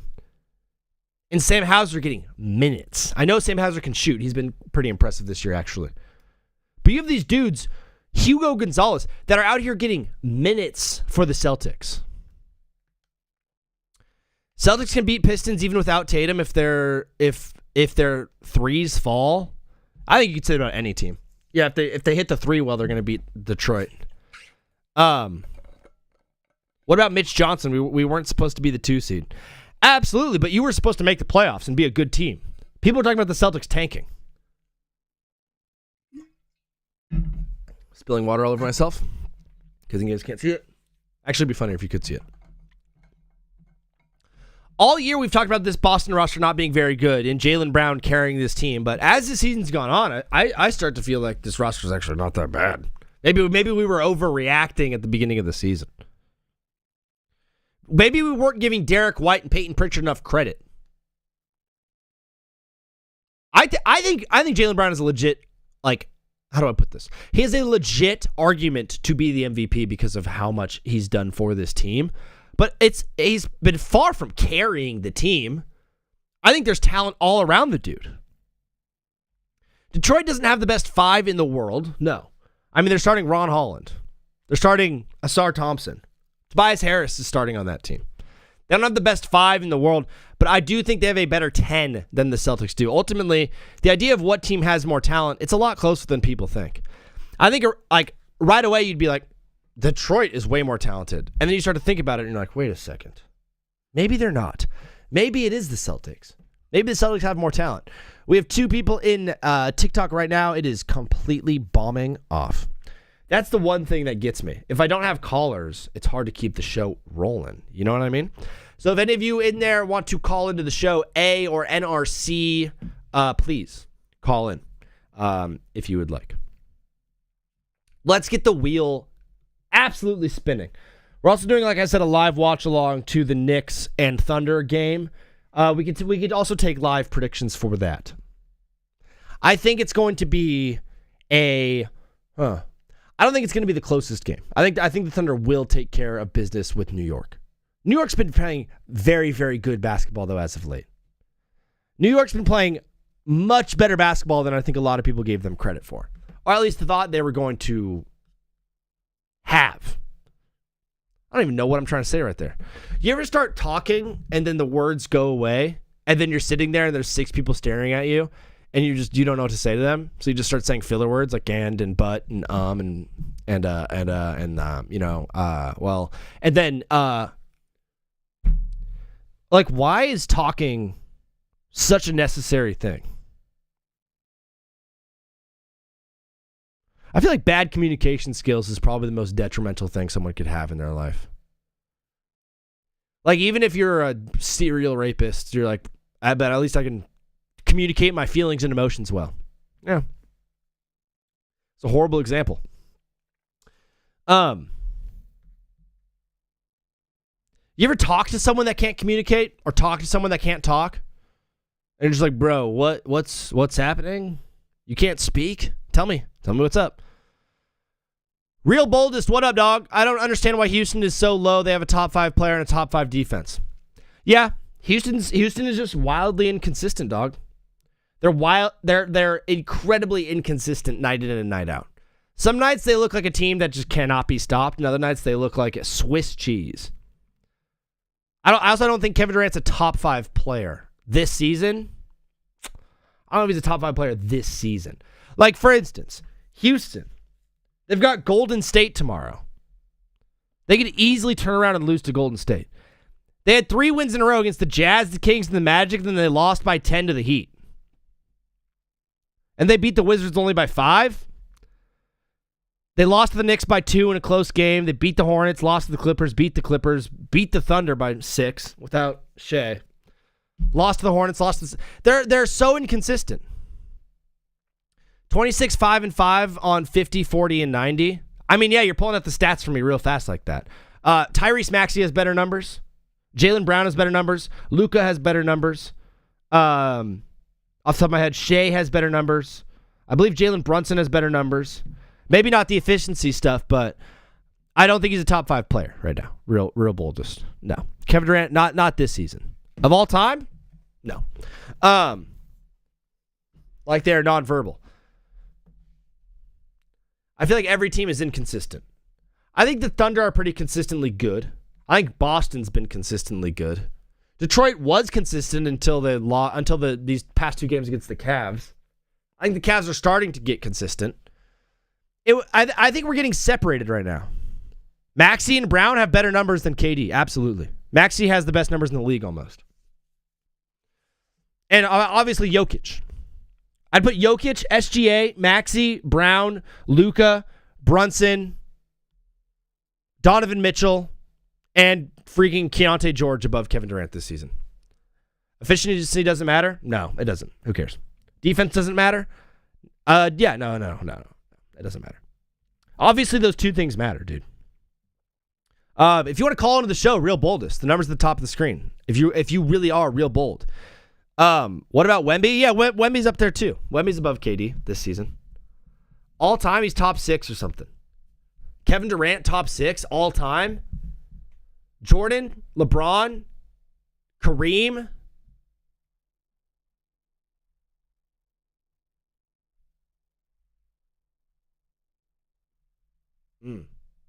Yeah, I guess I'd have to think about that a lot. And I don't have time to think about it. I do have time. I have all the time in the world. Magic, LeBron, Kareem, Wilt. Wilt has to be on that list. Magic, Jordan. Did I already say those guys? Whoever's calling to the show right now, I don't trust that phone number. Sorry. You have to have caller ID on. And if it's you who's calling in, DM me or come into the Twitch chat. If it's you who's calling and I'm not answering, go into the Twitch chat and say what up in the Twitch chat and say that was me calling. And then you're gonna call back right away. What is up, brother? You are live on TBWZ widescreen radio. Please keep it clean and let the people know where you're calling from and what your name is, dude. Yes, sir. My name is Brad. I'm calling from Arkansas. Brandon from Arkansas? Bro, how's Arkansas treating you right now? Say that one more time. How's Arkansas treating you, Brandon? Oh, man, it's cool. It's a laid-back state. You know, nothing too much. Yeah. What Good nature out here. Good nature. What pro team are people in Arkansas usually rooting for? A lot of Chiefs, a lot of Cowboys. Those are the main two. Definitely Cowboys, number one. Yeah, bro. I absolutely feel that. You got too many Cowboys fans in this world, huh? Yeah, Cowboys. Not me, though. Not me. Can't do them. Nah. Brandon, you're calling into the show, bro. What did you want to talk about today? My username is the Bro Boldest one. And yes, sir. I thought Houston was a little low. I feel like not every team. OKC's been consistent, and Boston, you know, later on in the season they started being more consistent. But yeah, other than that, I feel like maybe Detroit, but every other team like Minnesota, very inconsistent. New York, inconsistent. San Antonio, kind of consistent, kind of not. Mm-hmm. I feel like everything's been inconsistent. So I'm just like, I feel like Houston with the quarter they have, Kevin Durant, who I still think is a top 5 player, we're going to argue that on a different occasion. I just think they're a real threat, man. They're a real threat. You know, I feel they like are. It takes to win the championship. Great coach, great defense, Brandon, great wings. Yeah, dog, especially in like the playoffs. Imagine a 7-game series against a team like Houston is going to get so frustrating so fast, given their offensive boards and the length of that team, the defense they play. Like, they're not a team I want to see in the playoffs. Oh, definitely not. Definitely not. They're up there, man. They're up there. I think they got a real shot. Yeah, me too. And obviously, KD's having such a year, but dude, I every time I think of this team, I think how good they're going to be next year when they have Fred VanVleet and they have Steven Adams healthy. Yeah. Oh, yeah. They're going to be a whole different level. The only thing about that is I don't know what version of VanVleet we're going to get, given how old is he, like 32, 31? Maybe. Yeah. I think he'll be 33 next year coming off of ACL. I mean, and he's 6 foot. I don't know. We'll see if he's the same player, but I don't think in the future, I don't think they need to be too dependent on him being the main, facilitator, just because of injuries and age. I don't think that would be wise. I was much higher on Amen Thompson last year than I am on Amen Thompson this season. Yeah. I think it's the role he's playing this year. He's actually be the point guard. I think that they move Reach up at the point to give him, less responsibility. I think he's better off ball cutter because he has a great cutting instinct. So if you see him, that's the thing. He loves cutting. But when you put him on the ball, it's just like, it kind of takes away because he's very athletic and explosive. Yeah. But I feel like he's more explosive off ball than like him having the ball. So and Sengun started so hot, and I think he's kind of chilling right now. Trust me, dude, when the playoffs come around, like, every team is one injury away. And if Houston stays healthy with what they have right now, they can absolutely make a run in the playoffs. And Kevin Durant is having an awesome season. He's playing a lot of minutes, too. Oh, yeah, for sure. I wanted to talk about that. So I don't know why people just move him out the top 10, or the top 5. I get it. Numbers matter. The dude, he doesn't have the highest volume as far as shots put up and, highest point per game. So I feel like if you just look at the eye test and see what he does to his team, how he elevates his team, his gravity. I believe he has the most gravity in the league according to advanced analytics. I'm just like, man, especially with the spacing that the Houston Rockets have, for him to be putting up dumb numbers on that efficiency, I think it's top 5 protection, in my opinion. I can Yeah, dude, understand. and there was that game a couple weeks ago against the Hornets. Like, no one else was scoring, and KD just went out and dropped 31 on their head and, like, scored the last 14 points for the Rockets and just, like, cruised them to a victory just straight off his back. Like, there's not a lot of guys in the league who are doing that. Yeah. That's what I'm saying, top 5. I don't know if I can think of. I don't know. Brandon, I don't know. dog, you might have convinced me, bro, at this point. I might be moving KD up in that top 5 on the season after this call. And yeah, like, don't get me wrong, Max is great. Brown's great. They're having great seasons, but I feel like a top 5 list. No, if you're just saying this season, okay, you have a better argument. But if you just look at maybe the last 2-3 years, I look at my top 5. You know, it has to be, you know, a little bit more history than just a couple of games this year, or you know, because Brown's putting up these numbers. Because you know, Tatum's out, so he's having the ball a lot, shooting a lot. You know, putting up great numbers, doing a great job. But, I mean, Boston just won by 30 points without him, so I'm just like, Yeah. you know, how effective are you? You know, you're a great player, but I think that system is a great system. Allow a lot of space in that system.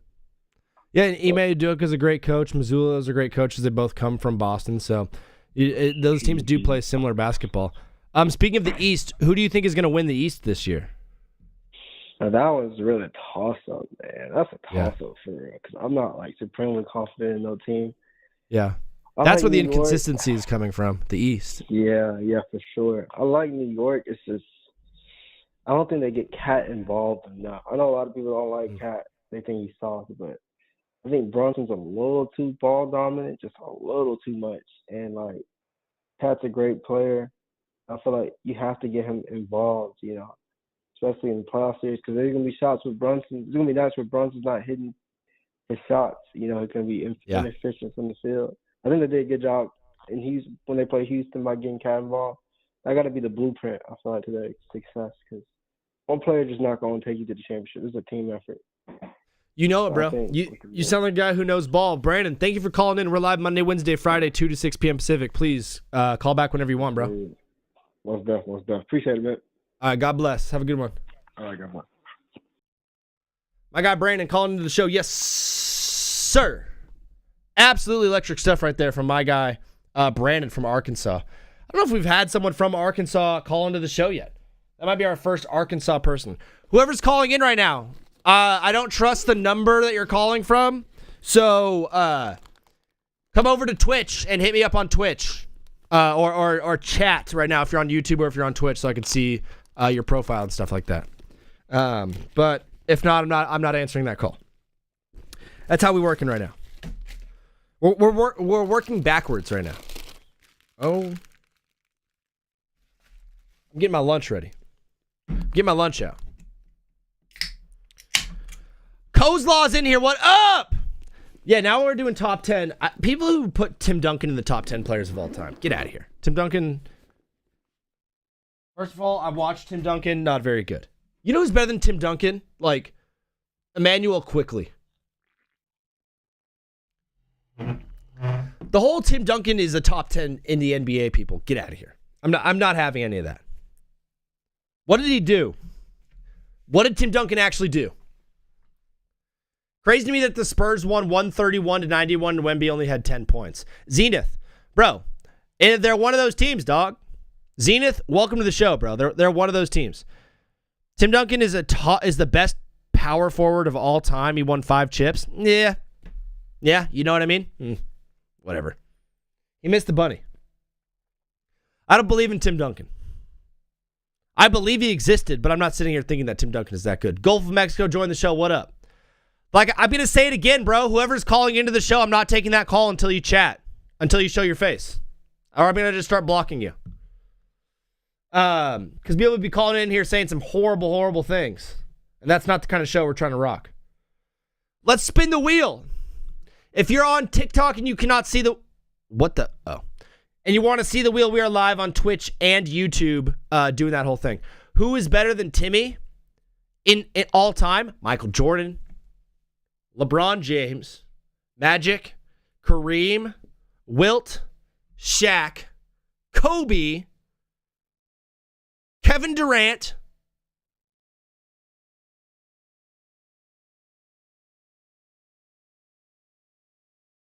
Giannis is better than Tim Duncan. And Steph Curry. There we go. At power forward specifically, I don't know. They're all so interchangeable. Is Giannis a power forward? Giannis. I know. You're like, Larry Bird. Yeah, no. I'm out on Larry Bird, too. Larry Bird can kick rocks. I'm done with Larry Bird. I will never admit that Larry Bird is a good basketball player. Oh, my gosh. I'll never admit that Larry Bird's a good basketball player. Can't see it. Sorry. Didn't see it, don't believe it. Oops. I know all the old heads right now are like, Larry Bird was so good. He played back when basketball was still a real game. Don't care. He played so hard. I don't care. I don't believe in Larry Bird. I don't believe he was actually good. Didn't see it with my own eyes. Don't believe it. I know. And then I see a documentary where Michael Jordan is. I'm just gonna block this number, the 724 number. You're getting blocked because you just won't respond. If you respond though, and then Michael Jordan is like, Larry Bird was one of the hardest players I ever played against, and I'm like, I don't believe you, Michael Jordan. Doesn't Michael Jordan look like a liar? Not sure what I'm doing there. Better than this NBA, honestly? Get out of here. This NBA is the best it's been. I'm with you, though. I didn't see him, so yeah. Larry Bird, people tell me he's good. I don't believe it. I'm sorry. Actually, I'm not sorry. Don't care. Who cares about Larry Bird? French Lick, Indiana. Maybe I'm the racist one. People will say that. This guy's racist. White people love feeling like white people love nothing more than when someone is racist to white people, because they can be like, that's the thing. That's the thing that I do to you. That's the thing that I do to them. He's doing it to me. Ha ha! Look! Ah! You're being racist to me. Zenith, yes. Larry Bird played in the 80s, though. The 80s, for all I know, maybe didn't even exist. When people talk about the 80s, I just don't believe in any of it.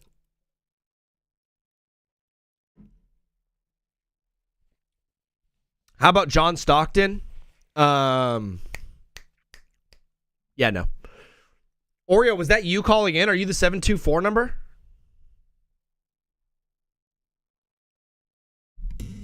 Oreo, are you the 724 number? Because if you are, I told you a million times to chat. That is you? Okay, call back. Let me create a contact. Oreo. My bad. I kept rejecting it because I told them to show their face and they wouldn't do it. However, I didn't see Michael Jordan play, but I will say he is the GOAT from all the highlights. Yeah, I believe in that one. You know, a guy like... I almost blocked Oreo. Zenith, I'm with you. I believe Michael Jordan was good. I could kind of tell that one. I got to see that one from a mile away. We're gonna call her. My guy Oreo, what is up, brother? How are you doing today? Good. That doesn't seem like you have that much energy. No, I mean, I just got over being sick, so I'm still kind of out of it. That's right. And I got your Spurs still at number 1.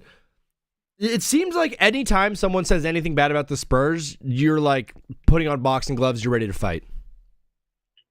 Yeah. I mean, that's your squad. That's your team.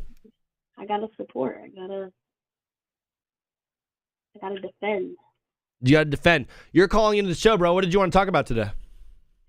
I think, yes, returning champs, but I think OKC's too high. I don't think they're better than Cleveland. I don't think they're better than Boston. I think they're better than Detroit. I think Detroit has shown major inconsistency, especially in their losses to Cleveland. But I think Cleveland and Boston are better than OKC and Detroit. You think Cleveland and Boston are better than OKC and Detroit? So would you put Boston as the number 2 team in the NBA?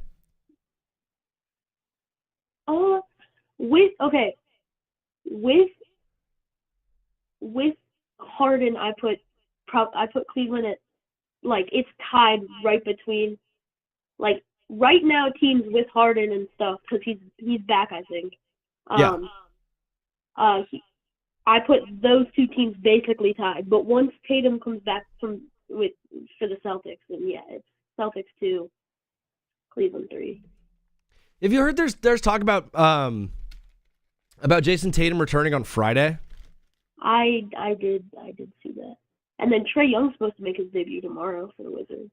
I think all true fans of the NBA are more excited for the Trae Young and the Wizards than they are with Tatum and the Celtics. All jokes aside, though, we've never seen a player come back this quick from an Achilles tear. I don't know what he's going to look like out there, dude. He was already. I think there was a minor injury going into the playoffs. He was looking really slow last year, like during the playoffs. Like he looked like there was something wrong. He was moving kind of strange, especially in that. I think it was the Magic that they played in that series. In their first round, yes, I believe so. Yeah. But he looked really strange and off. And then they played the Knicks. I don't remember last year's playoffs, honestly. No, they lost to the Pacers, I believe. Oh, they were the ones who played the Pacers. Yeah. Yeah, he just looked off even before like even that game. He was moving weird, like there was some already injury, and then whatever happened kind of aggravated him more. Like you could definitely tell he was kind of scared to drive, and that's part of the reason they were losing that series. Is he looked afraid. Yeah, he did look slightly fearful. I just think the team last year, if you remember, like we all had kind of written them as the eventual champs because of how good their defense was. Their defense was so incredible. I think we're seeing like a little bit of that this year, but realistically, this we were talking about it with Brandon. Like every team in the NBA feels so inconsistent, right? But the Celtics do feel like a consistent team. Yeah, a lot of them are one injury away from. I mean, we saw that with the Cavs; they were one injury away. Harden gets injured, they lose a couple games. Yeah, they start falling off. Harden comes back, he's doing well. Yeah, in the East especially, like if Cade goes down, that team is done. Yeah. If JB goes down, the Celtics are done. The Spurs without Wembanyama are gonna have a tough time, but I still think we'll like win the first series that they play in. Yeah, and I think with Wemby's mentality, if he gets injured and it's nothing like too serious, he'll at least play through like past like round 1 or 2. Like I think, I don't think a minor injury or like some like almost could be major kind of injury, unless the doctors are like, no, don't play, like forcing him not to play, then he's gonna be out on the court at least during the playoffs.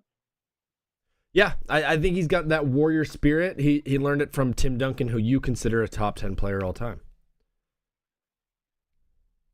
I think if you put Tim Duncan in, then you can't have Steph and KD on that list.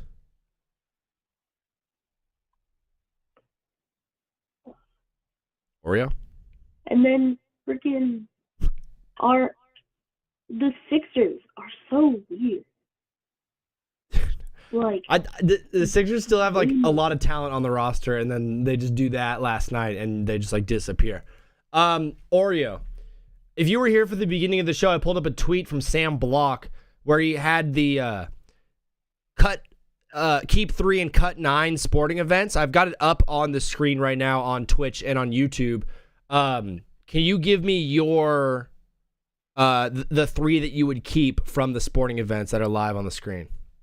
Wait, what? I think I tuned out for a second during that. We have 12 sporting events on the screen right now, from March Madness to the Masters. You can only keep 3 of these sporting events. Which ones are you keeping?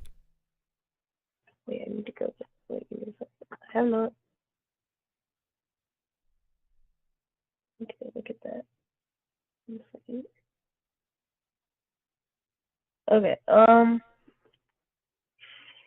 ooh.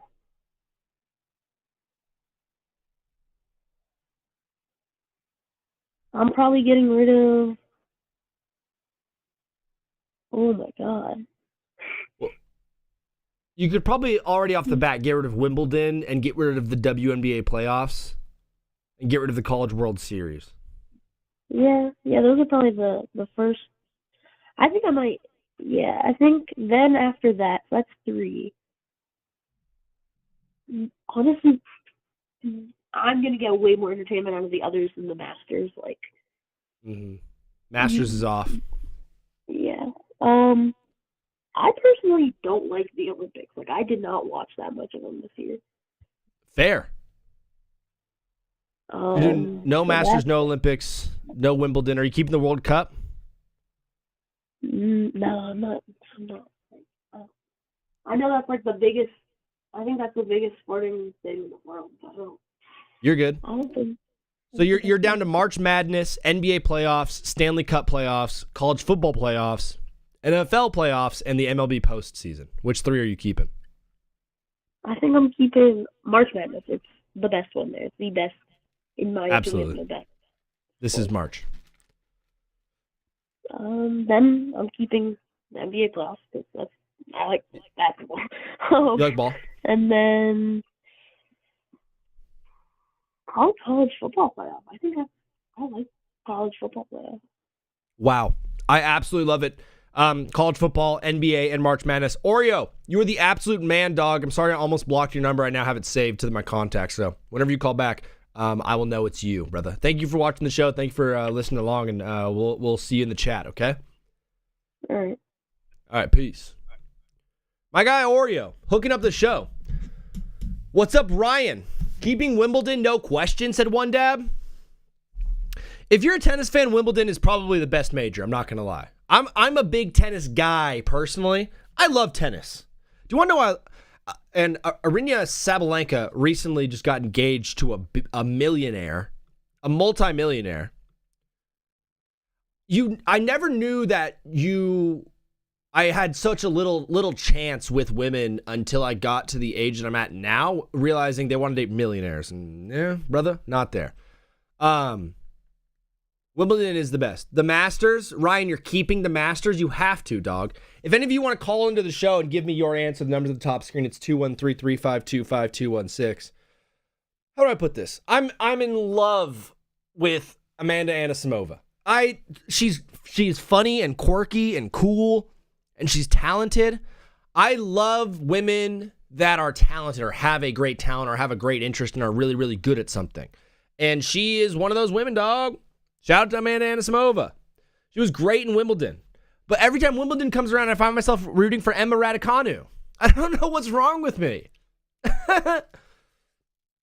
I love tennis women. I never pressed play on the movie. Emmanuel said NBA playoffs, World Cup, and the Olympics. Emmanuel, I hear where you're coming from, bro, but listen. World Cup and the Olympics, those are every 4 years. So you're getting NBA playoffs. So in a 4-year period, you're only seeing your event 6 times. Travis said World Cup, March Madness, NFL. Travis, same with you. World Cup, for me, is the best sporting event on here. Like, it's probably the best event there is.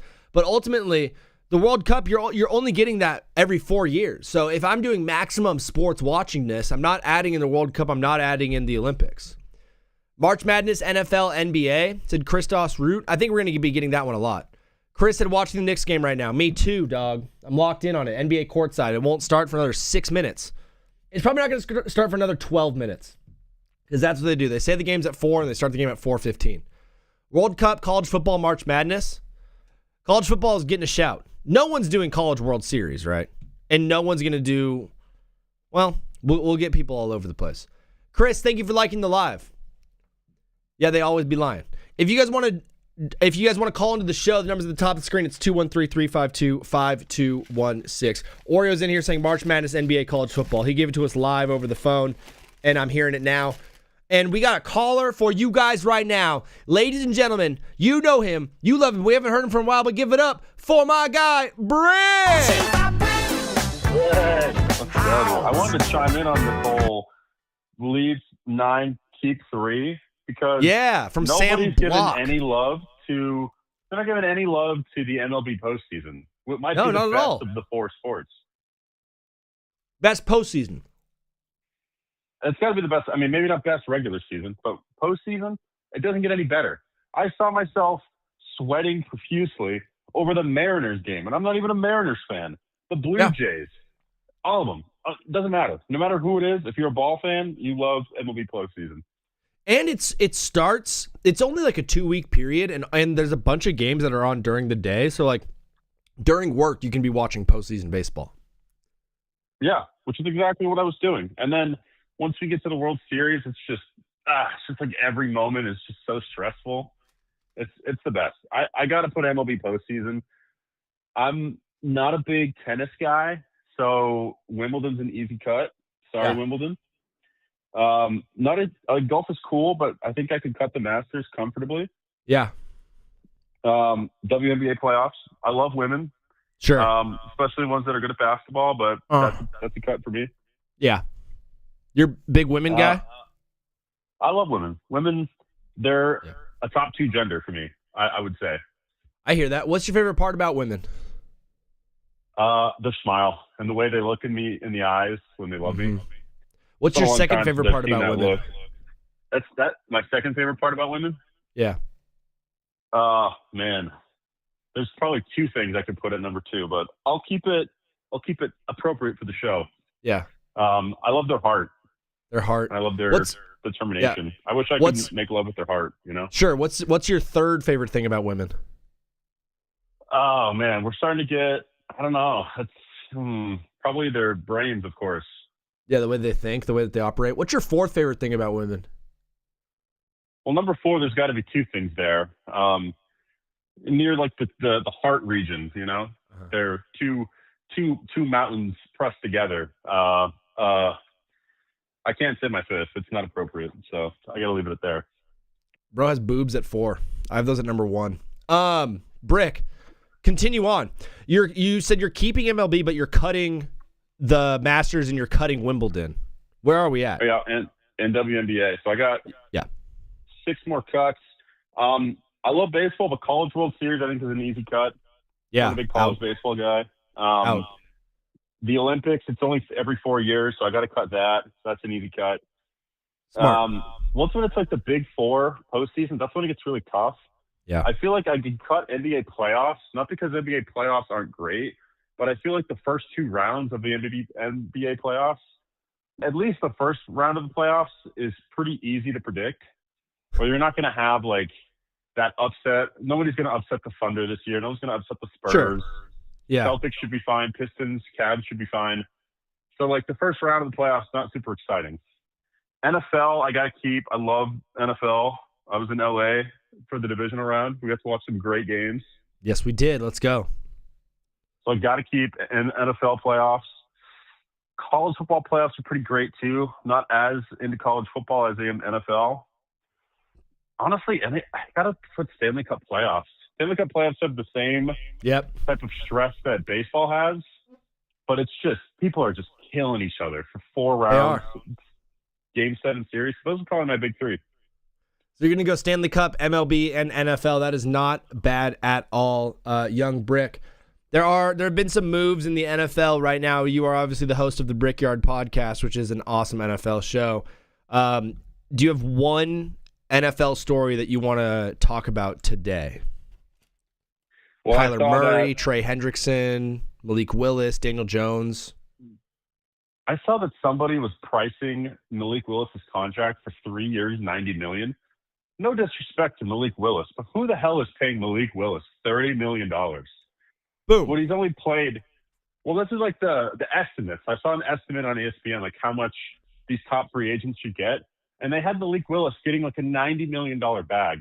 And I thought, who in their right mind is going to pay Malik Willis that much money when he's played good football for maybe 6 games of his career?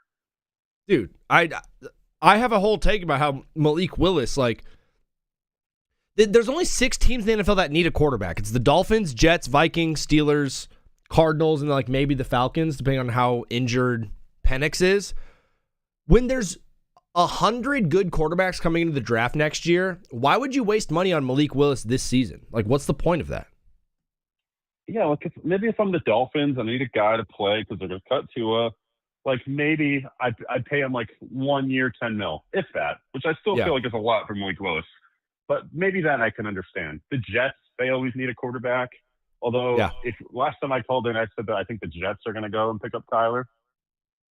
But it's just like all the other teams. Like, why would they pick up Malik Willis? Malik Willis, he was good with Green Bay, but like also like QBR was like 87. It wasn't like that great. So I wouldn't pay Malik Willis, but I also am not in charge of a billion-dollar franchise. Yeah, and you're an Arizona man for now. Your Arizona Cardinals have released Kyler Murray. Do we think he's going to bounce back on his feet? Is he going to start for a team this season? I think he's going to the Jets. So my answer is yes. I think it's literally the only places he could start that need a quarterback are Minnesota and the Jets. But Minnesota, I don't know if they want to make a big swing on Kyler when they have J.J. McCarthy. I feel like they would rather like have a bridge quarterback like a Malik Willis and then draft somebody next year. Or they go out and sign someone like bring back Kirk Cousins on a discount. Maybe that. But I think it's going to just be the Jets for Kyler. I really think that's like the only time he's going to start. Otherwise, he's going to have to sit behind somebody. Destined for the Jets. What a terrible place to be. Brick Jock, thank you for calling into the show today. Anything you want to say to the people on your way out? That Mamba story was such a lie. What? That was such a lie. What part? All of it. All the parts that were bad about me. I'm not going to... The smear campaign for Brick Jock, ain't no way. I think it's smear. I think you made it schmear like the stuff you put on a bagel. It's the same thing. Okay. Brick Jock, absolutely love you, dog. We'll talk to you soon, okay? All right, talk to you soon. Bye. Chris, what up, dog? You the man. Thank you for being in here, dog, and hanging out with us and having a good time. OKC Thunder Addict said March Madness, NBA, NFL. I think that's going to be a popular one. One dab. Phone lines are open. If you're the 270 number, call back, dog. Or are you the 860? Either way, I'm taking it. What is up, brother? You are live on TBWZ Widescreen Radio. Please mute the stream in the background. Keep it clean. Let the people know what your name is and where you're calling from. Yes, sir. I'm David, man. I'm one dab in the chat. I wish I could see the chat while I was talking to you on the phone, but I don't want to pull both up. I feel you, David. DA, the DMV. From the DMV, from that DMV area. Yes, sir. Bro, it's not a bad area. It's very good. I wanted to fly through this with you, man. Hit me. Because it looks like a lot on the screen. Cut 9, key 3, but it really isn't that much if you think about it. Okay. A lot of the sports on there are American sports too. So a lot of people don't know what Wimbledon is. Probably don't even know what the Masters is. Sure. Stanley Cup playoffs, that's hard to know. If you just follow NFL, NBA, WNBA, shit like that. So honestly, I'm keeping Wimbledon just because it's international. It's like if you don't even know anything about tennis and they put you in front of that Wimbledon, your eyes are going to be open like you're a crackhead in the 80s, man. You know what I mean? Hi, Max. I do, bro. Are you claiming Wimbledon rocks or are you saying Wimbledon stinks? I mean, I'm claiming it rocks. I'm claiming it's one of the best things in the world besides the Olympics, of course. Are you a big tennis guy? I'm not even a big tennis guy. My father was a hard sportscaster worker at ESPN for all my life. So I just know a lot about various sports outside the country and whatnot. Foreign sports, I guess, international. Sure. I'm definitely keeping Wimbledon. Wimbledon's great. Last year, Sabalenka versus Amanda Anisimova was one of the best matches I've seen in a long time. It's a great event. I mean, it's like every match is great, honestly. Even if it's a blowout, it's still great because you see one person get it on, the other person just have to, come back stronger. Absolutely. So one dab, you're keeping Wimbledon? I'm keeping Wimbledon, no question. And I'm keeping Wimbledon over the Olympics and Masters, so you can cut those two out of there already. Okay. Because the Masters, too, it can be international as well, but usually it's in the U.S. Sure. But golf, I don't think is as big as tennis. Golf is big. Golf is a cool sport, but it's just it's more American wash. It's not really like an international. You don't see a lot of foreign guys in golf, really. You do, but you don't see a lot like you would in tennis, per se.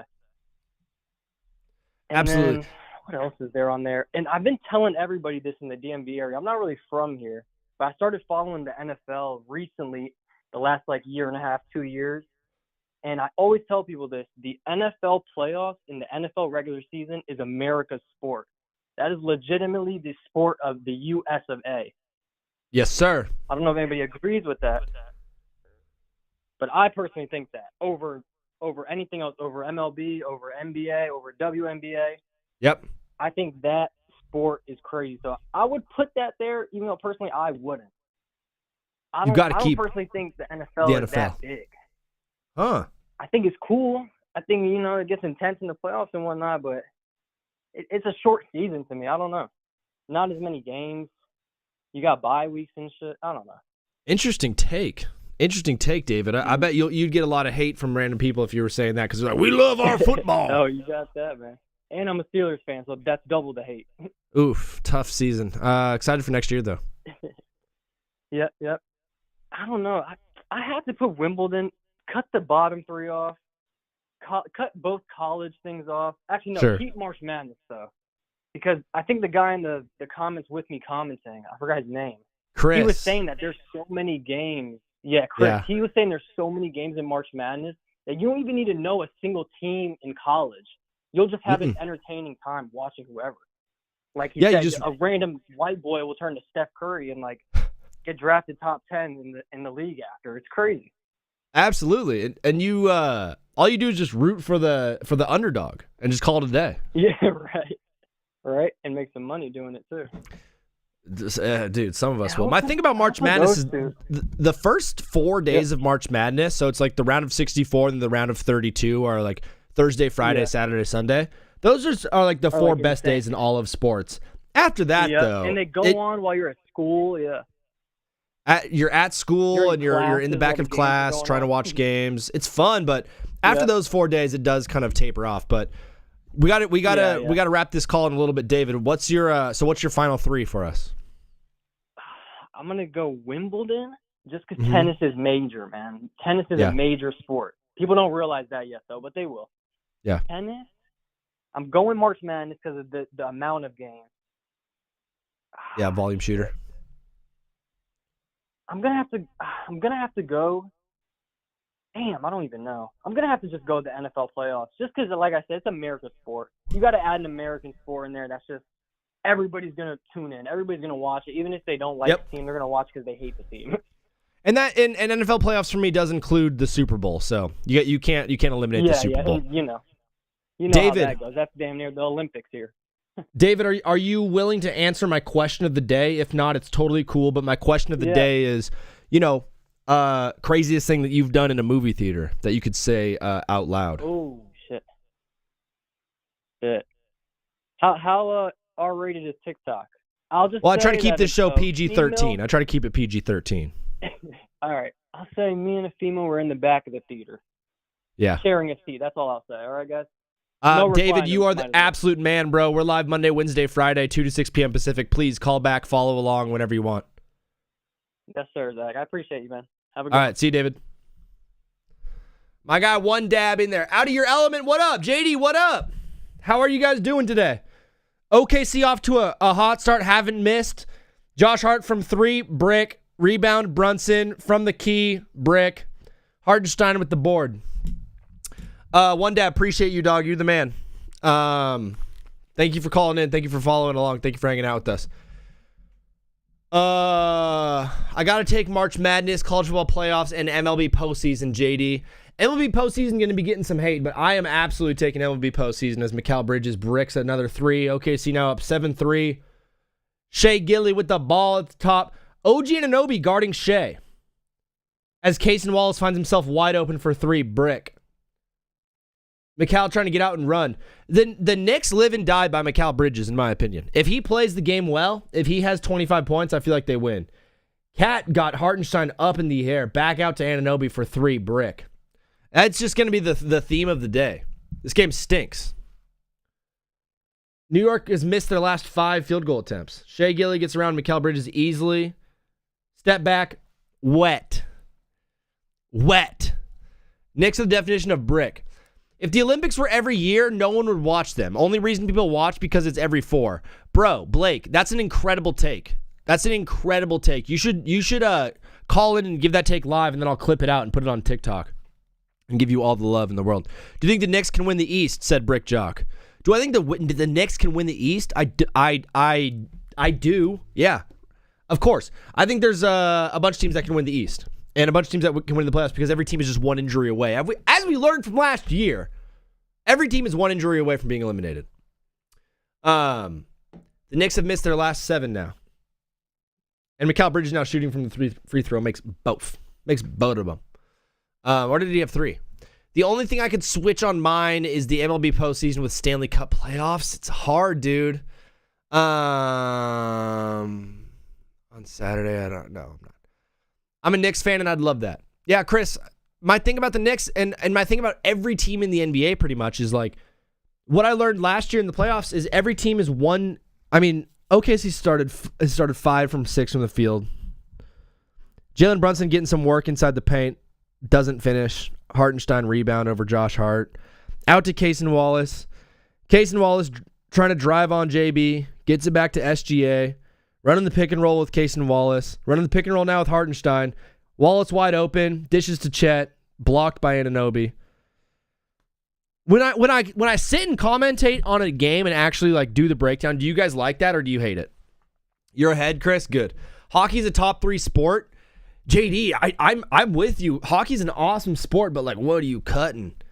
Lil Fab said cut the Masters because golf isn't a sport. I disagree. Masters is one of the...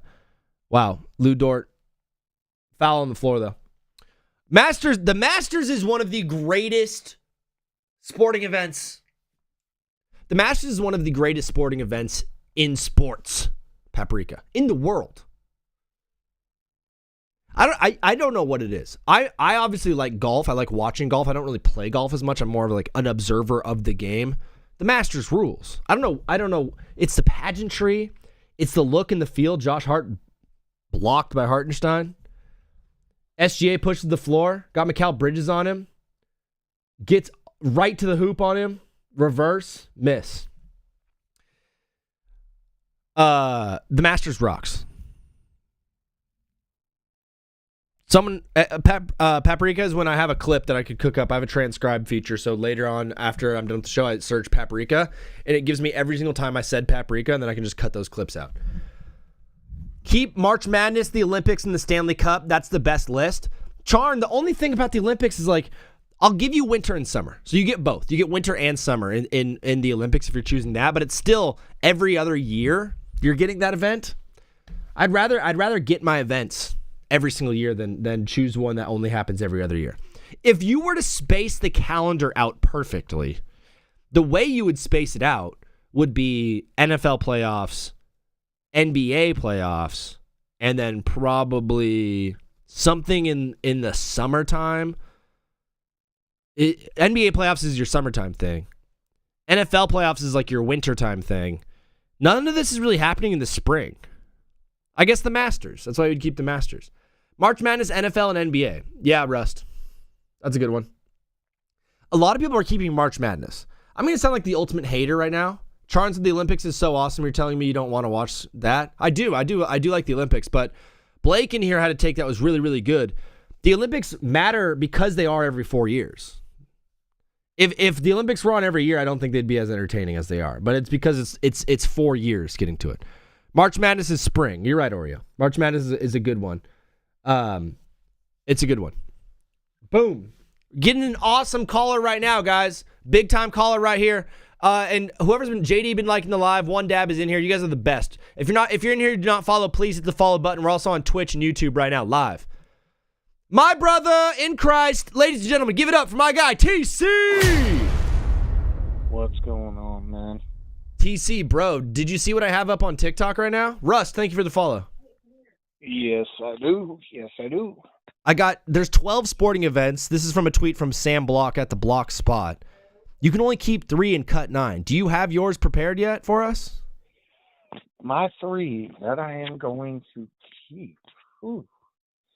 I think it's a pretty good list. See you, Chris. Thanks for hanging. I'm, of course, going to have to keep NFL playoffs because you got to keep the NFL playoffs. That's a must. Yeah. You have to have the Super Bowl. Then I'm going to definitely have to keep March Madness. Sure.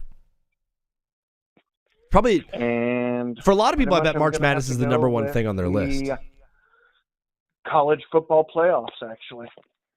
That is a football fan through and through. You went with 2 college athletics. Would you actually argue that college sports are bigger in America than professional sports? College football and March Madness are more entertaining than pro athletics, truthfully and honestly. Like, if you think about it, the amount of times that we had so many games coming down to the wire in college football this year was just unreal. You could get, yes, you can get that in the NFL. Yes, you can get that in the NBA. But it just seems like something comes to life in March Madness with college basketball, and with college football you never know what to expect. Like Yeah. prime example, you got a freaking 7-win team in Duke last year, possibly when they won the ACC. There was a possibility that they would have been in the college football playoffs even as a 7-win team. Yeah. Even more as like a 6-loss team. And in the ACC, I think they were 7-5. That team was not good, but I think in a different year they would have made it once they make these rule changes. Yeah, but like it's just like I just love college basketball, and I love college football because they are so entertaining and they keep you guessing because you never know what to expect. Prime example, my Hoosiers making it all the way to the freaking national championship and winning. Won the whole thing. Are you feeling a repeat for this season coming up here with college football? Truthfully and honestly, please, I don't see it as a repeat. I love the fact that we made it, but given the circumstances that Mendoza's brother has transferred out, we still got a good core. Don't get me wrong, but we really are lacking at quarterback now that Fernando is going to the NFL. Yeah. And with his brother transferring out, yeah, I don't see who we have at quarterback right now. Isn't it that Josh could Hoover? Actually lead us. What'd you say? I think it's Josh Hoover, right? The guy from TCU. Josh Hoover. Yeah, it is Josh Hoover, but like it's just like he's all right. I don't like his play style. Like I'm sorry, I don't. Yeah, he was my quarterback in NCAA 25, and I was not a big fan of his style as well. But ultimately, like, Kurt Sinitti is going to surround that team with talent. He's such a good coach; he can kind of do it with anybody. Oh, I love him as a coach. Like the way that he has brought so much tenacity to the University of Indiana is just awesome. Yeah, dude. I have a surprising amount of people right now in the chat saying that they would keep the Olympics. I love the Olympics. I think it's awesome, but only getting the Olympics, every other year, you're kind of sacrificing some good sports watching time. You know what I mean, TC? Yeah, if you think about it, you get the Winter Olympics every 2 years. You get the Summer Olympics every 4 years. So it's just like why don't they just do I understand that they could make the Olympics both the summer and Winter Olympics in a way, because like you could have the Winter Olympics going on in a different area to where there's always snow and stuff like that, and you could have the Summer Olympics in like an area to where it's real sunny out and all that stuff, and you could have both the Summer and Winter Olympics and combine it into one thing that happens every 4 years instead of doing the Winter Olympics every 2 years and the Summer Olympics every 4 years. I think they could just combine it into one giant thing. That'd be an insane amount of patriotism. There's only a certain amount of events that people actually watch with whenever it comes to the Winter Olympics. People are going to watch the hockey, and here recently, sport that people's been watching is curling. Like you're going to watch David, hockey thank you for the sure. follow, bro. You're going to watch the curling, and you're going to watch the figure skating. Those are the three main big things that people were watching this year. And in the Summer Olympics, you got the track and field events and you got the swimming events. Mm-hmm. That's mainly what a lot of people are watching. Yeah. And the real sickos like us are watching the shooting and the underwater, the synchronized diving and stuff. TC, it's springtime. It's coming up. You are one of the few fathers that watches this show. Is your boy playing any sports? Are they young enough or are they old enough to play sports? Are we doing Little League? Yeah, I actually just signed up little man to actually be in T-ball this year. He is finally old enough to where he gets to play T-ball. Let's go. Are you so stoked? Yeah, I am pretty excited because I get to take him to practices, and they're going to be starting practice here at the beginning of April on Mondays and Tuesdays. Yeah. And game nights are Thursday nights, and I've actually got it to where I'm going to be able to go to every single bit of it just to be able to see him blossom and grow into. Hopefully, maybe I might be seeing my son be a major leaguer here soon. You know. You know what, TC? Every single major leaguer's career starts at T-ball.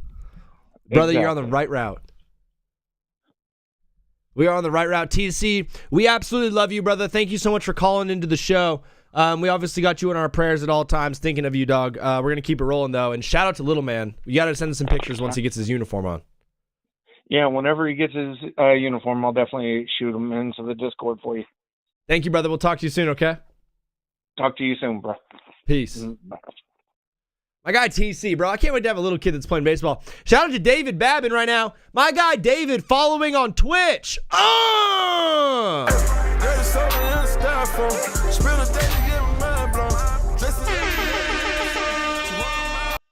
Thank you, David. Thank you for the follow, bro. You are the absolute man.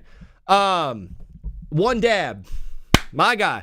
Go follow the Purple Up, y'all. He working. Yes, sir. My son will be here in May, dude. MK, that's so tight, bro. Being a father is awesome. I volunteer at my church in the children's ministry, so I'm hanging out with kids every single Sunday of my life. I work with the 5 to it's like the age group is like 6 to 10. 6 to 7. Yeah, let's get to 7. Kids are so awesome, bro. They're such a treat. They're such a gift. They're God's greatest gift to mankind. It's awesome. Impact said March Madness, college football playoffs, and MLB playoffs. So Impact, I love that, bro. Do we just call the number? Yeah, call the number and I will answer. Binta, if you're watching live, no, I'm not. You think OKC wins the game, JD? They've started well and they kind of fizzled a little bit, but yeah, they should be fine. I think we're going to get kind of a back and forth on this. A lot of people talking about the World Cup, and I'm getting a call right now. I believe this might be from my guy Riz. We could talk some World Cup with Riz, brother. But let me take this call right now. What is up, brother? You are live on TBWZ Widescreen Radio. What's your name and where are you calling from? My name is Sinai. I'm from Minneapolis. What's the name? Sinai. And I'm from Minneapolis. Dude, Sinai is a really cool name. I apologize, Sinai, but I just put out a clip recently about how Indianapolis doesn't have any good restaurants, and I'm sorry about that. No, I'm from Minneapolis, not Indianapolis. Oh, Minneapolis. So you got them cheese curds up there, dog. Yeah, no, that's Wisconsin. I'm 0 for 2. I'm about to strike out if I ask another question. Sinai, bro, you're good. You're calling into the show. What do you want to talk about today? No, I saw you live, and then you were talking about like keep 3 and cut. I think 9 sporting events. Yeah, give me your 3 that you're keeping. Okay, the first and probably most obvious one I think is the World Cup. Whoa! It is, yes. Bro's keeping the World Cup 1-1. Yes, and the reason I'm keeping that is because it's the biggest sporting event out of all like the major massive events. It is the most. Yeah. Oh my God, words are difficult today. You're good. More people watch it throughout the world. Unlike the Super Bowl, the NBA Finals, even the Masters in some set. More people watch it, and it's more globally. The sport itself is the most popular. So, yeah, it's hard to say you can cut that one unless you're not that big of a soccer fan, which I can respect. Dude, I'm not that big of a soccer fan, but during the World Cup, I am glued to every single match. The only thing that is frustrating about it is if you're only keeping 3, that one's only every 4 years. That is fair, but let me counter that. Hit me. Even though it is only 4 years, it makes you more excited to watch it when it next comes back. When it comes back. That's true. You know what I'm also willing to do for you, Sinai, because you're a cool guy and you're from Minneapolis and that's where Prince is from. I'll give you qualifiers too. So you get World Cup qualifiers if you get World Cup. Okay, nah, I would cut the qualifiers. I can't lie. 'Cause I don't really watch qualifiers that much. You're like, I don't need it. Yeah, because a lot of the teams, like, they're not really that good that are trying to qualify. But to be fair, this previous World Cup qualifiers, a lot of like massive teams didn't end up making it or are on the verge of not making it. Like Italy, there's a chance Italy can miss their third consecutive World Cup. Cameroon and Nigeria, I'm pretty sure, didn't even qualify for this upcoming World Cup. And a lot of like the smaller teams that you would never even expect to even qualify, like a lot of the African teams, like Cape Verde, this is their first ever World Cup that they're gonna make. Yeah. I'm trying to think if there's any other small team. Well, Sinai, before we keep going, this might be a sensitive question. What country are you rooting for in the World Cup? Oh, that is a good question. Oh my God. I'm basically asking you. I know you are in America and you're American, but are you something else? Does that make sense? I'm of East African descent. Okay. But my country isn't in the World Cup, unfortunately. So I'm not cheering for. Honestly, to be fair, like. Are you Somali? No, I'm not. Sudanese? No. I'm trying to do my geography right now. East Africa, that's a tough one. I know Madagascar be east as hell. No, it's not Madagascar. I'll tell you what, you're missing two major countries in particular. Think of beautiful women in East Africa. Although every African woman is beautiful. I'm not saying not all of them are beautiful, but all over like social media discourse, a lot of people say like the country that I'm from has the most beautiful women in Africa. Yeah. I mean, as you said, all African women are beautiful. I'm not gonna lie, some are mid as hell. Hey, that's you. No. That you said that, not me. I'm from Lebanon. Eritrea. No, I'm from Eritrea. That was my second guess, bro. Okay, Eritrea, which is it is on the border of Somalia and Ethiopia, and yeah, but right over there. But yeah, let's forget all that. Okay, so I'm trying to remember what were the other options to keep, because obviously the World Cup was there. I know Game 7 of the NBA Finals was there. The Super Bowl was there. Well, it's just the playoffs. So NBA playoffs, MLB playoffs, NFL playoffs, and then the one-off events were like the Masters, the Olympics, the World Cup, and Wimbledon. Okay. So I'm gonna cut the Masters. Okay. Because I'm not the biggest fan of golf, but I understand how eventful it can get. I've just never gotten into golf because every time I watch it, I would kind of get bored. Yeah. But I understand why a lot of people do like it, because golf is very entertaining to an extent on their side. But for me, I just wouldn't. That's not my thing. I'm also gonna cut Wimbledon. Sure. Because I cannot watch 3 to 5 hours of a tennis match consistently. But I did watch this past Wimbledon this last summer, and I really did enjoy it. But yeah, it's awesome. I only get 3 options to keep, so like unfortunately, I'm cutting that one. Got to go. I'm trying to think. Olympics, that's a good one. NBA playoffs, NFL playoffs. Well, we know you're keeping the World Cup. No, 100%. No, that one. There's nothing that can change my mind about cutting them. I love the NFL. I really do. But I don't know. If my team is not in there, I really don't care unless the Bills are there and I want to hate on them. So I really couldn't. Well, you're a Vikings fan. So I'm not a Vikings fan, actually. Ooh, what team are you a fan of? I'm a Ravens fan. Ravens, bro, flock, dude. Flock Nation, yes, sir. You know what? No, I'm keeping the NBA playoffs because every time there's a Game 7, it's always insane, especially the past playoffs in the NBA Finals. Yeah. Like if Tyrese never got injured, who knows what would have happened? Whoa. So I think I'm gonna keep the NBA playoffs. And then Man, that is a good question. Sinai, I'm going to go ahead and choose for you. You're going to choose the NFL, dog. So you got NFL and you got NBA and you got the World Cup. Wait, what were the other ones again? There was the Olympics, the Wimbledon, the Masters, and then the other. What were the other two? The WNBA playoffs. Oh yeah, I can cut that. Respectfully, Respectfully. I think MLB was the other one as well. Yeah. Yeah, I'm cutting that one too. Yeah, you know what? Yeah, I'll keep those three because those are the three sports I watch more frequently. And then if I had a fourth, I would have probably kept the Olympics.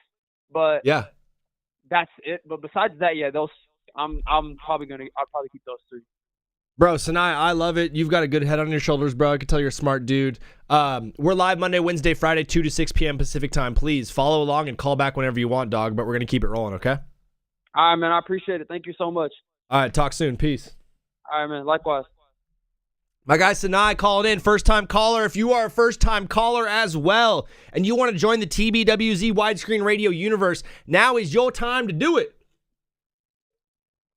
Now is your time. This is the right time with Veeny. Yo, when can I call? After this. What up, brother? You are live on TBWZ Widescreen Radio. Please mute the stream in the background, keep it clean, and let the people know where you're calling from and what your name is. My name is Rizzo. I'm calling from New Mexico. Rizzo. You're Riz in the TikTok, right? Yes, sir. Bro, Rizzo, you're calling in. You've been in here for a minute, dog, trying to get your top 3 in or what? Yes, sir. From New Mexico. Let me hear your perspective. All right, what we keeping? Right. What's 1-1 you're just keeping right away? Oh, World Cup. Any day of the week. I really don't think there's a debate for it. Dude, the World Cup is probably the best event on this list. My only gripe is that it's the every 4 years thing. It happens every 4 years, but it brings up it's once in a lifetime, I guess. Yeah. It's always something interesting. It's always something new, no matter what. We've got the World Cup this summer. Are you trying to get your bread up and go into a game, or is that out of the question? Because it's out the question. Oh no, that's obvious. Obvious, Bro, yes. I'll be watching that game from home every time. No, and yeah, are you for sure. Are you rooting for America? I'm from America, but no, I don't really think they have it. And England's winning it all this year. You're pulling for England. Are you white? Am I white? No. So then where are you from? What's your nationality? I'm from New Mexico, and New Mexico, if you know where that's at, it's in the United States. But are you Mexican? Yeah. Like heritage? Yeah, Mexican. Is Mexico going to be good this year? Probably not. Just because of the class that they're in right now, it's not really a very easy class.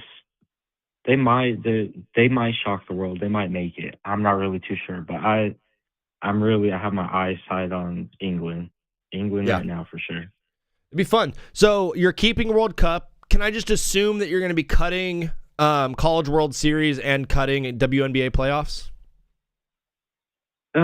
Yeah. The next one I'd say is I'm a big college fan.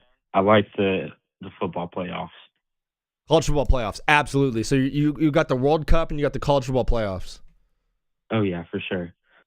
I think college football is a lot harder than NFL, and I stand by that no matter what. Dude, I oftentimes think to myself that I like college football more than I like the NFL. I love the game. I love the kids that are out there. I love playing for the schools. It feels like they just have more pride. You know what I mean? Yeah, no, and I think it's a lot harder. NFL, I mean, it's a lot cooler, but just actually seeing, you can watch a 7-seed team make their way to the Natty. I always thought that was really unique. Yeah. Prime example, look at Miami and Totally. Indiana. Miami shouldn't have made it that far no matter what. Yeah, dog. So you got World Cup and you got college football playoff. Do you have a third, or are you going to eliminate some? I'd say my third's probably March Madness. Yeah. Real big college basketball fan. March Madness is the first 4 days of March Madness, which is the round of 64 and the round of 32. It's like Thursday, Friday, Saturday, Sunday. There's like 1,000 games. That it's the best 4 days in sports, probably. Oh no, it has to be. Yeah, And it's always around St. Patty's time, too. It's such a magical time. So you're going World Cup and then 2 college sports. You're going college football, playoffs, and then March Madness. Yep, and I'll stand by that no matter what. March Madness is 10 times interesting than the NBA. I'm with you, dude. Are you in school or do you have a job? I'm in school. I'm currently a college student. Nice. Do you have any idea what you're going to major in yet? I'm working towards my 2nd degree in welding technology. Oh, you're going to be an actual beast of a human, bro. You're avoiding all that the jobs that are getting taken by ChatGPT and Claude. Oh, yeah, for sure. Yeah, you're working with your hands. Rizzo, we're live Monday, Wednesday, Friday, 2 to 6 p.m. Pacific time. Please follow along and call back whenever you want, brother. All right, thank you. All right, peace. March Madness, college football playoff, and world staying. March Madness, college football. That's what we just had. We just had that from my guy. What is up, brother? You are live on TBWZ Widescreen Radio. What's your name and where are you calling from? It's Nick, and I'm calling from Raleigh, North Carolina. Nick from Raleigh. How's Raleigh treating you right now, bro? I've been out there one time in my life. That's where the airport is, right?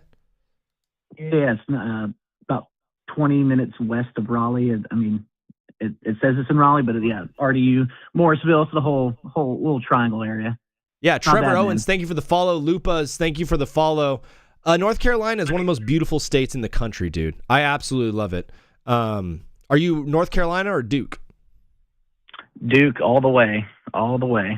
Pretty good squad this year.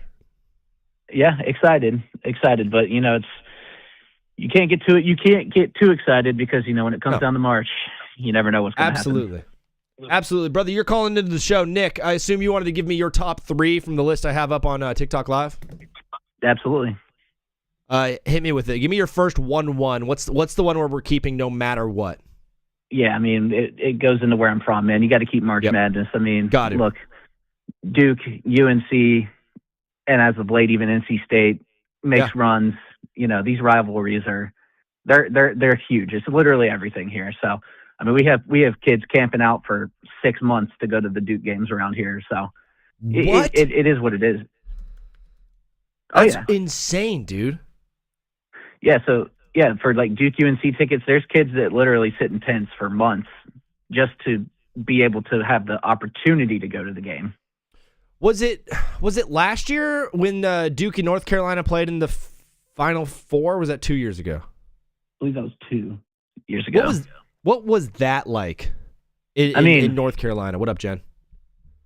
It's for us, it's the Super Bowl. The atmosphere feels like nothing. You can't compare it to anything because, the schools are 20 minutes apart. Yeah. And it's across a train track. It's basically East versus West, So it's the coolest rivalry in my opinion. And yeah, March Madness is definitely you can't get rid of that for sure. Yeah, that was that Paulo Banchero versus Armando Bacot. Yep. That was such a fun game. Absolutely. Bro, so you're keeping March Madness because you're a college football fiend out there. What else are you keeping? So I think we have to keep the Olympics. And the reason you keep the Olympics is, one, it's 2 different times of year. So you've got your summer, you've got your winter. That gives you a little bit of flexibility to be looking forward to every 2 years. I feel like, and especially in the summer, like we don't get, in my opinion, you don't get the greatest time of sports. You get the tail end of the NBA playoffs. I think looking forward to the Summer Olympics every 2 years or every 4 years is awesome. And then obviously we just had a great Winter Olympic, and I think that just continues to show we need to have it. Yeah. I'm with you. My one thing about the Olympics is you do have it every 2 years, so the frequency, when you have an off year for the Olympics, it's kind of frustrating. The other thing, if the reason that the Olympics were big this year is because the watch times, it was like in the morning, it was like 10 a.m. to like 2 p.m. We were able to watch all the stuff. If you remember a couple years ago when the Olympics were in Japan or whatever, we couldn't watch a thing.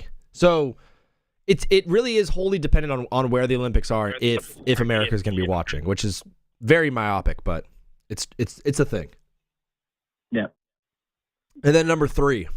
Number 3, I had to really think about this one, but Sure. and I'm looking again at the list. Yeah, I'm just going to stick with it. Look, I think the Masters is something that has really, as golf has really gotten huge with, kids my age, and we're really starting to pay attention to the Masters. And it's something that I am, looking forward to potentially going to. I have a lot of friends. We enter into the, we enter into the ticket draft every year, and it's just every person that I've ever experienced going to the Olympics or to the Masters, they love it. And I feel like that's just one golf event that you just know, like the green jacket's there. You got to go look at it. Yeah.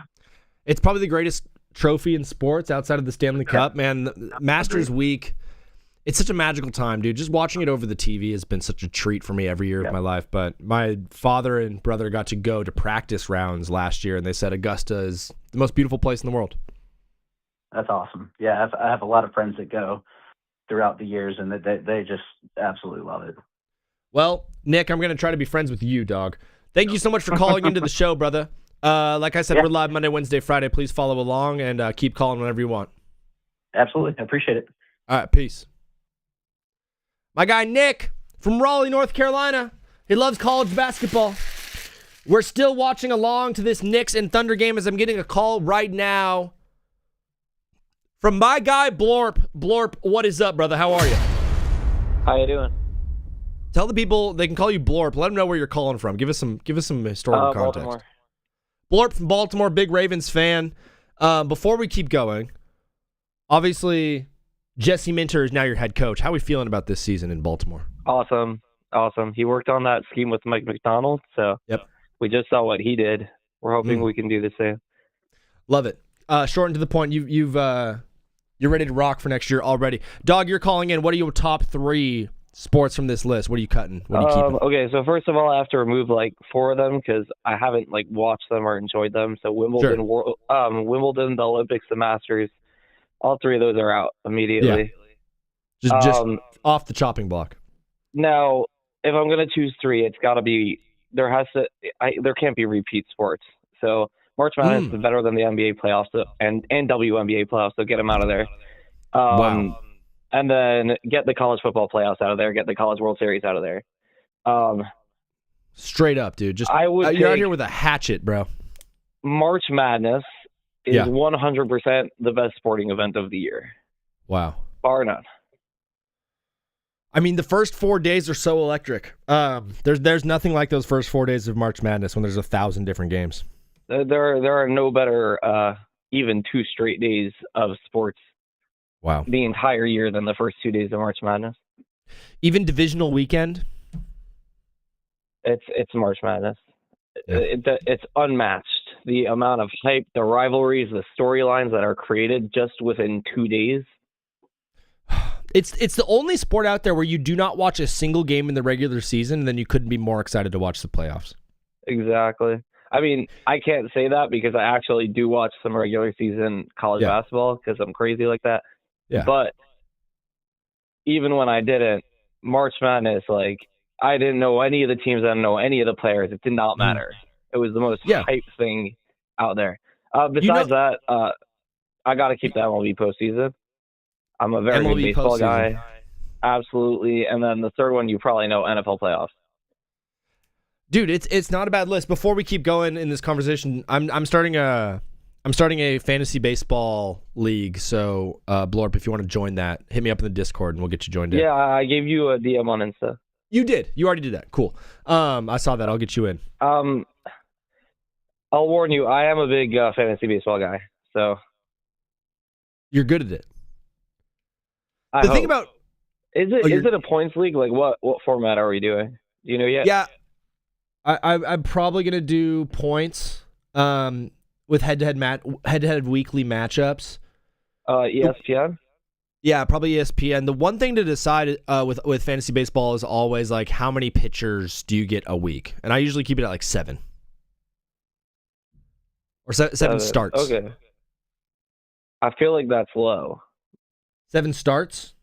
Yeah. Yeah, one pitcher a week. The way my main format gets around that my main league is we just do a weekly set lineup. That way you don't have to remember every single day to set your lineup, and it really puts a cap on how many starts you can get per week. I like that a lot, actually. I like that a lot because the last time I did fantasy baseball, the one issue was like three of the teams were like getting pitchers every single day, and then the other 12 were like, the constant streaming, like a lot of stuff in there. That can get very annoying. You said NFL playoffs So and my MLB recommendation playoffs. is like a weekly set. Yeah, we'll get it dialed in for sure.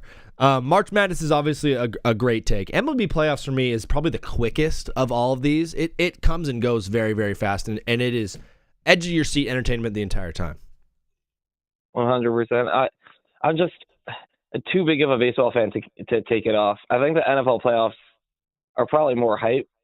Yeah. And the World Cup is the fourth there. Like World Cup is crazy fans, crazy rivalries. Like the whole world is watching, so unmatched.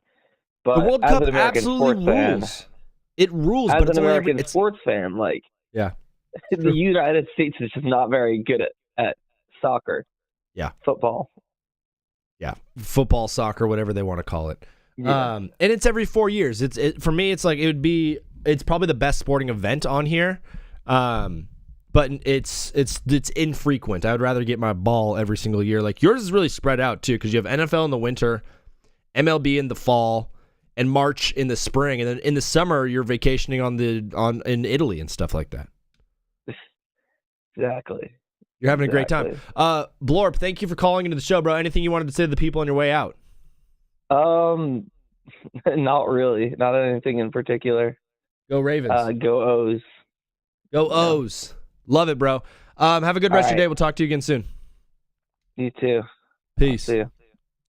My guy Blorp calling into the show. March Madness, NFL playoffs, college football playoffs, said Corey. Mason Garcia said World Cup, MLB postseason, NFL playoffs. Mason, that is strong. That is very strong. We're getting a call right now.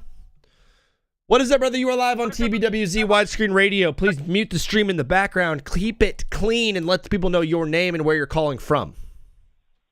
How's it going, brother? This is Logan. We from Oregon, baby. But Logan I gotta from say, bro.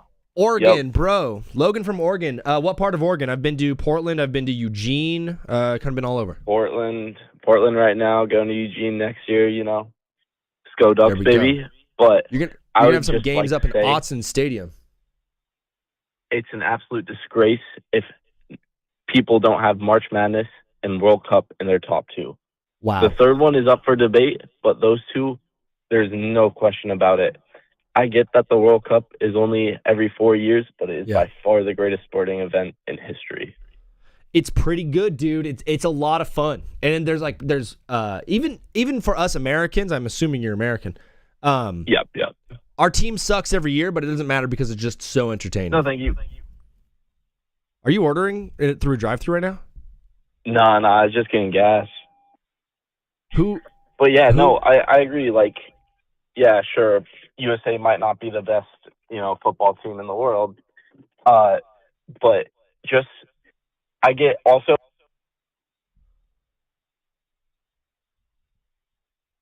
Hello? For the World Cup to be at. But. Yeah. Absolutely. I mean, like Brazil World Cup, like the amount of fans and community that like brings together is insane. It was mad. It was a true historical event when it was in Brazil. It's gonna be really, really gnarly here up in America. It's gonna be fun. And then March Madness, like the best 4 days in sports. Exactly, and like I don't think it's as good as the World Cup, but like it happens every year.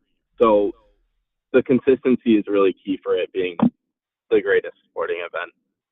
Yeah, and then obviously this is going to be your hardest one to decide. You don't have any of the 4 major pro sports right now in America. What's that for? Are you going to add in some football here or some basketball? Man, I don't know. Because you already got March, so you already got some basketball. Oh yeah, for sure. I'm trying to think. It's either, for me, it's between the NFL playoffs and Olympics for me, just me personally.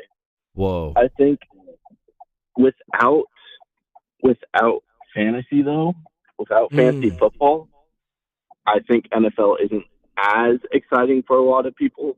But, I mean, you can still make bets and things like that. So I think that's all great. I don't know. What would you go? Honestly, I mean, I need football in my veins. If I had your choices, which is March Madness, World Cup, and then the last one, I'm such a big college football fan, dude. I love college football. But the NFL playoffs, like, you'd be losing the Super Bowl if you don't have NFL playoffs. It's kind of like exactly, yeah. It's like my hands are tied. I almost have to go NFL, but I'm a bigger college football fan. Yeah, you're honestly right. I mean, college football is fun, but I feel like a lot of those games are kind of lackluster, especially the playoff format. Format isn't my favorite. I think NFL does it a bit better. Yeah, and you're going to the University of Oregon next year? Yep. Nice. Are you transferring or are you going out of high school? Yeah, I'm transferring over. Got my core classes done now. Bro, just some words of encouragement, brother. I did 4 years of community college before I transferred to Boston University. Transferring's not easy, so congratulations to you for transferring and making it out, dude. It's pretty tough, like living at home and going to school and working and doing all that at the same time. Exactly. Hey, quick question though. You a big Boston guy? I love the city of Boston. I have a true passionate hatred for all of Boston sports, though. Nah, come on, man. I used to live there as well, so I'm a big Boston guy. I lived in Brookline. I love Boston. Hey, that's exactly where I'm from there. Dog, I lived right on Beacon Street. Every single night there was... No way. That's where I live, too. Like, I lived Beacon Street, like, right before Kenmore Square. Okay, I was, like, over near wherever the Sea Line stops at, over by BC. Oh, yeah, you were up there, almost Alston-y. Yep. Like Braintree. Yeah. Bro, absolutely love Boston. Shout out to you. Shout out to Logan. Just big ups for transferring and going to school, dog. You're going to have a great time. Shout out to University of Oregon. Dog, we're live Monday, Wednesday, Friday, 2 to 6 p.m. Pacific, Twitch, YouTube, TikTok. Follow along and call back whenever you want, bro. Will do, man. Have a good one. You too. Peace. We're going to keep the calls rolling. I saw retrospect music in here. That's the homie. But we're going to keep this rolling right now with this next caller from the 817 area code. You'll be next, Trey. What is up, brother? You are live on TBWZ Widescreen Radio. What's your name and where are you calling from? My name is JD, calling from Dallas. JD, have you been the dude in the chat this whole time? Yes, sir. My name is JD Walker. JD, my guy, thank you so much for liking it up and following and hanging out with the show. Welcome to the universe. You're from Dallas. Does that make you a Cowboys fan? Yes, I'm a Cowboys fan, a Stars fan, and then the only weird one's a Yankees fan, and I'm a Thunder fan because I was born in Oklahoma City. Cowboys, Yankees, Thunder. That's the least surprising thing I've ever heard from a Cowboys fan. Okay. I wish I wasn't a Cowboys fan, but it's a gift and a curse. Interesting thing about the Cowboys before we get to your top three. You have cleared $60 million in cap space, so now you have $10 million in cap space. You franchised George Pickens. Do you think franchising George Pickens was the right move, or do you think you should have maybe gone for more defense? I definitely think we had to franchise tag him because his asking price, it just would have been left us with horrible defense again. Sure. So I think franchise tagging him was the right choice. Our only problem is that our kicker's asking for $10 million. It's the biggest issue on your team. And I mean, he's a great part of our offense. So like, all we have to do is get to the 50, and we're in field goal range. So. Shout out to Jose for the follow on Twitch, brother. You are the man. Thank you, Jose. We're live on Twitch and YouTube. JD, I didn't have a hockey team, so like 3 years ago, I decided to choose a hockey team, and for hockey, I chose Texas freaking hockey, bro. I love the Stars. Dude, Stars are where it's at. can we please, of course, like Western Conference Finals We gotta appearances beat the 2 years in a Oilers. row. Got to get over the hump. It's so annoying. Connor McDavid haunts my dreams.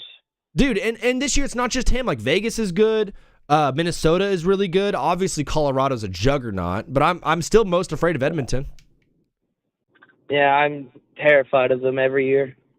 Yeah, but we brother, play Avalanche on Friday though. So. That should be a very, very good game. Let's get a dub. I got the 12 events up here from Sam Block at the Block Spot on Twitter. You got to keep 3 and cut 9. Let's go. What's your 1-1? Number 1 has to be college football playoffs. It's just college football playoff, or college football is the best sport of all time. What's your college football team? You got OU. Oklahoma. Yes, sir. That's a true Texas boy right there. I can't stand my dad actually played for Oklahoma State, and so I chose to go against them actually. Bro, I bet he absolutely hates that. Yeah, just a little bit, but he beat us in the last Bedlam. So he did. In the Red River rivalry, in the Red River rivalry, do you get a lot of hate from the Longhorns people rooting for OU, or are there a lot of OU fans in Dallas? Recently, because we haven't scored a touchdown in the last 2 years. So, getting a little hate from that. But other than that, there's a lot of OU fans in Texas. John Mateer was hurt. John Mateer was hurt last year. Exactly. Like, his thumb was hanging off, dude. And, like, his blood was completely on his towel and everything. Yeah. So. It was tough. College football playoffs. And then it's March Madness. Got to. So you're going to college my last sports. one is MLB playoffs because there's nothing that beats October. October's the absolute best, dude. I'm so glad you threw MLB in there. So you're going both of the college sports for basketball and football. Do you think that overall the college product is better than the NFL product for football? I think recently, like overall, college is better, but definitely the NBA this year has been a lot better in my opinion, with their product. But overall, in my experience, I think college is better. Yeah, I'm with you. Dude, college football playoff, March Madness, MLB. It's a pretty solid list. JD, you're in here hanging out with us, watching along. You said you're a Yankees fan, right? Yes, sir. Dude, Aaron Judge looks filthy this year. Coming off back-to-back MVPs, he batted .600 in the playoffs. Is this the year the Yankees finally get over the hump? I would hope so, but, there's the Dodgers out west. So there are the Dodgers out west. I don't think anyone can beat the Dodgers. There's the Blue Jays up north, too. There's the Blue Jays up north as well. We're excited for the MLB. It's going to be awesome. JD, thank you for following along and watching the show. We're also on Twitch and YouTube, dog, but live again on Friday. So hopefully we get you in the chat and we get you to come back on Friday, dog. Yes, sir. All right, talk to you soon, bro. Peace. See you. Bro, iPups. Come on now, iPups. We got another follow on Twitch, bro. Thank you, iPups. You are the man, bro. Give it up for you. We got another call coming in right now. My brother Trey, what is up, Trey? Let the people know your name and where you calling from. How you doing, bro? I'm good. I'm Trey, and I'm calling from Virginia. Trey from Virginia. He's the man. One dab. I usually go live Monday, Wednesday, Friday, 2 to 6 p.m. Pacific time. Trey, I obviously have the tweet of the day was dropped by this dude, Sam Block, with the keep 3 and cut 9 sporting events. It's such a good topic of conversation. But there's also a lot of stuff buzzing right now in the NFL. I was wondering if you wanted to chit-chat about the NFL before we get too deep into some of this other stuff, these shenanigans. Sure. Yeah, hit me up. Let me know. Dog, I've got Daniel Jones getting franchise tagged, coming off an Achilles injury. I don't even think he's going to be starting the beginning of the season. I want to stick with quarterbacks. So we want to talk about Daniel Jones, Do we want to talk about Malik Willis being like the belle of the ball for whatever reason? And then where you think Kyler Murray might end up. So whatever one of those topics you want to run with the most, let me know. Well, I guess I can start with Daniel Jones a little bit. I think that the Colts have actually kind of done like an 1,000 IQ move here because we haven't seen the transition tag be used for 30 years. And I think the transition tag is actually really great because basically what the Colts are doing is they're basically putting Daniel Jones up for appraisal. So they're like, okay, this is the contract we're going to offer him base. Let's see what other teams like really, really value him. And then if another team puts up an offer, the Colts can match that, and then they can go to that team and say, hey, we see you're really interested. You're so interested you're willing to pay more than us. So how much are you really willing to give us? Let's talk like draft picks and see if we can make a trade. I think it's a really smart idea. You think they're using the transitional tag essentially to shop Daniel Jones to see if they can get any picks or trade assets for him? Yeah, because there's no negatives, right? So let's say you shop him and no one gives you anything. Okay, cool. Well, we have you for a year, and that's fine. It worked well last year, so we'll do it again. And then let's say that we do get somebody who's willing to give up maybe even a first for you, then perfect. It's wild that Daniel Jones is potentially going for draft picks at this point when 2 years ago he was completely unwanted. Yeah, it's crazy what Jonathan Taylor can do to you. I mean, I had a take on Monday about Jeremiah Love and how every single year there's like some rookie running back that I fall in love with. How these guys are so dependent on their offensive line. And like, you know, Daniel Jones, for the first time he has like the best year of his career and is playing behind like the best offensive line in the league. There's no coincidence there. Oh, yeah. No, 100%. Like, I think O-lines don't get enough credit, but like, they are so important. And it's not just like, a lot of people like to say, oh yeah, well, you know, the left tackle is like the anchor of the line. It's not just the left tackle. Like, you need a really good line across the board. It's no coincidence the Bears almost made it to the NFC Championship this year. It's because they super ramped up their line. Yeah, because they had a beast offensive line. Good NFL talk. Brother, I got 12 events on here, courtesy of @TheBlockSpot on Twitter. What are we cutting? What are we keeping? What's your 1-1? Oh, easy. 1-1 is the World Cup. Had to do it to him. Yeah, I mean, that event to me is the greatest sporting event ever. Like, it's every 4 years, so there's a lot of build up to it. There's like all-time moments that come, like everybody remembers where they were when Mbappe and Messi had their legendary duel, and they were going back and forth scoring, and Mbappe gets a hat trick, and it goes to pens. Like, that was probably the greatest event I've ever watched. It was unbelievable. 4 years ago now, like a couple months from 4 years ago, that event happened. Seeing Messi do it and lift that trophy was so important. And just that match in general, like, yeah, I'll never forget that. No, it was legendary. Like, there was two things. It was Messi cementing his status, and then it was Mbappe kind of cementing his as already one of the greatest World Cup players ever at such a young age. Yeah. Yeah, JD Chet has 22 at the half right now. They're absolutely balling. They're up 10 on New York going into the halftime. So you got World Cup number 1. And then what else are we taking? To me, my other favorite event, March Madness. March Madness, World Cup are the two on here where I'm like, those are the hardest to leave off, in my opinion. Yeah. Well, I mean, like, March Madness is just, it's perfect. Like, I wish they didn't have these, like, dumb, like, play-in games they kind of added. The 64-team bracket was, like, literally perfect. Yeah. Like, you've got your Cinderella stories, you have your dominant teams that are, there, and they get upset randomly because some random, accountant goes off for 30, like Jack Golke did for Oakland against Kentucky. It's like, people live for that. They do. Man, you said Jack Golke, and my brain just like instantly got transported back to a better time in life. I feel like when you remember March Madness, Jack it's always like was so good, a better life. Dude, he was so awesome, brother. I was talking with, I believe, Nick, and he was saying, I completely forgot about that North Carolina Duke Final Four game between Ben Caro and Baycott like a couple of years ago. Like, March Madness produces amazing events for us. Yeah, dude, Armando Baycott. And you had, like, the DJ Burns NC State run with the cardiac pack. Like, there's just so much fun stuff. There is. So you've got soccer on your list. You've got basketball. I'm assuming you need to add in some football. The NFL playoffs, yeah. Yeah. Because that also includes because the like Super Bowl. I love college football, but to be honest, I feel like the CFP kind of sucks. Like we don't. It's very rare that you get good games in the CFP.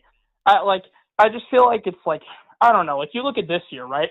Indiana just like puts Alabama in a wood chipper. Like the national championship was good, but it's just like I don't know. In order to get to that, it's just like Whereas with the NFL playoffs, there's just too much legendary stuff. I think to leave them off. It feels like almost every game in the NFL playoffs is a banger.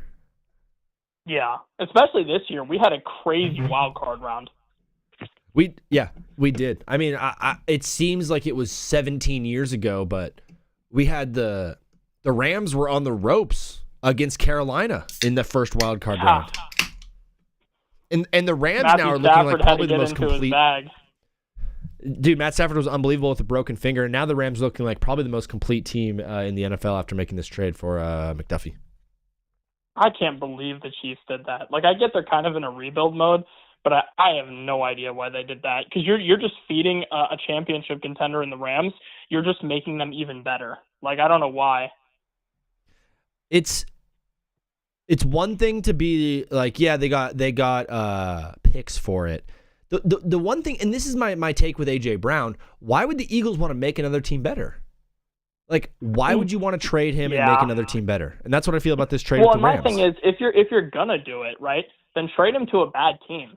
Like the problem is the Chiefs have kind of like screwed themselves over because the Chiefs are always in contention with Mahomes. So it's like, okay, well, what happens when you run into the Rams in the Super Bowl and Trent McDuffie is like locking up your top receiver? Well, then now what?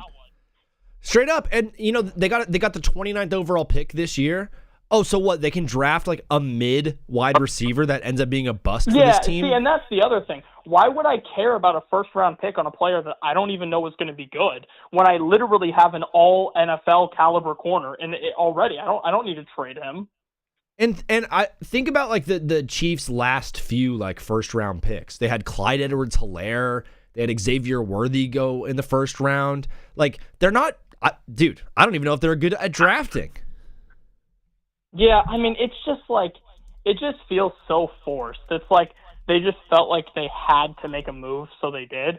I think the Rams, perfectly reasonable decision. They didn't even have that good of a, it was a very bottom tier first round pick, and they were like, yeah, bro, we'll give you like a first and a third for McDuffie, no problem. And I feel like the Chiefs just kind of like felt forced to make a move because they're rebuilding. I mean, Trent McDuffie was their first round pick in 2022. Yeah, and like a super success. And for whatever reason, they just felt the need to get rid of him, I guess, adding him to a Rams defense that's already built to win. Do you think this alludes to maybe the idea that Pat Mahomes probably might not be starting the season for the Chiefs? Yeah, I did, and I think so. I said this before, I think. I feel like if I'm the Chiefs, I would be kind of trying to tank next year. I just feel like, because the thing is, in the draft class after next year, right, you've got Jeremiah Smith coming down the pipeline. And if I'm the Chiefs, I'm salivating at the chance to pair Mahomes with Jeremiah Smith. Like, that would just be insane. Yeah, Jeremiah Smith would be awesome, dude. But there's also some really good talent this year in the draft. Everyone has them taking Caleb Downs or potentially getting Jeremiah Love. The Chiefs are drafting wide receivers is cursed. Downs. I want him to drop to 7 so my boys can get him with Washington, but we'll see. Washington has and Washington's a popular team, so I'd love to talk about your guys. Like, your one issue is like it feels like you guys are kind of like old, slow, and unathletic. How do you fix that overnight? I agree to an extent, but I actually think it's a little bit overrated because if you look at our like star pieces, almost all of them are young. Like Jaden is obviously very young. Bill is obviously very young. He's coming into his second year. Terry isn't young, but 30 means he probably's got about 2 or 3 years left as a receiver, and that's fine. That fits into the Super Bowl window. Debo isn't super old. We're probably going to draft more receivers. Obviously, like Josh Connerly's a young guy. We have young pieces on the O-line, on the D-line. I just feel like it's not as bad as people say. No. Yeah, according to the media, it's like there's a dumpster fire happening right now in Washington, and I'm like, I think they just need a little bit better protection and some defensive pieces, and they'll be a playoff team again. Yeah, dude. I don't listen. I don't buy it. Like I think that we have 10 or 11 wins next year. I think we have a very good draft spot where we can pick up a superstar caliber player. We've got tons of cap, which leaves us super open for free agency. We're already releasing some players to make room. I see no reason why Jaden Daniels doesn't just bring Washington back to the playoffs. Last year was very fluky because everybody got hurt. Like Jaden was hurt, like Terry was hurt, Debo was hurt, Noah Brown was hurt. Everybody was hurt. It's true. You had a ton of injury, and like you said, you have a ton of cap space. I think Trey Hendrickson basically became the number one overall target for most teams that have cap space this offseason. And then a guy like Alec Pierce, Odafe Owe from the Chargers. There's some good pieces to go after. Who's your number one I love Trey target? Hendrickson. I Trey? want him so bad. Yeah. Dude, you know, because Washington doesn't we have one decent edge in Dorrance Armstrong, but that's basically it. We need a superstar edge so bad. And like Trey could be that piece for us, I think. This is going back in time, but what the heck happened with Chase Young? Did he get hurt, or was he not very good? Yes, he tore his ACL. And if he didn't tear his ACL, he would have been an absolute monster. Yeah. I think his rookie year, he had like 7 or 8 sacks. Like, he was already on pace to start like doing really, really well. And then he just tears his ACL because our stadium claims the lives of every player. I swear to goodness. It does, but the new stadium, the renderings I've seen of it look absolutely sick. Yeah, and back in the place where it should be, which isn't where RFK is. Yeah. It's going to be awesome, brother. We're excited. March Madness is around the corner, so please join our bracket. Yeah, bro. Let the people know where they can find you. Appreciate that, man. Yeah, so I'm Retrospect Music on TikTok. I have a podcast called the We Don't Know Ball podcast. We talk football, we talk basketball, occasionally go into other sports, but that's the main stuff. So super appreciated if you guys go check us out. And thanks for letting me plug, bro. Of course, Trey. We'll talk to you soon. We got some fun stuff lined up around the corner. All right, bro. Appreciate it, man. All right, peace. Max, I forgot. Chase Young is on the Saints, dude. He had the best year of his career recently. Fellas, we have about 40 minutes left in the show. I'm gonna take like 2 more callers, but I have to go to the bathroom first. But then I'm taking 2 calls. So stay strong, brother. Stay strong, stay active. It's tough acting tonight.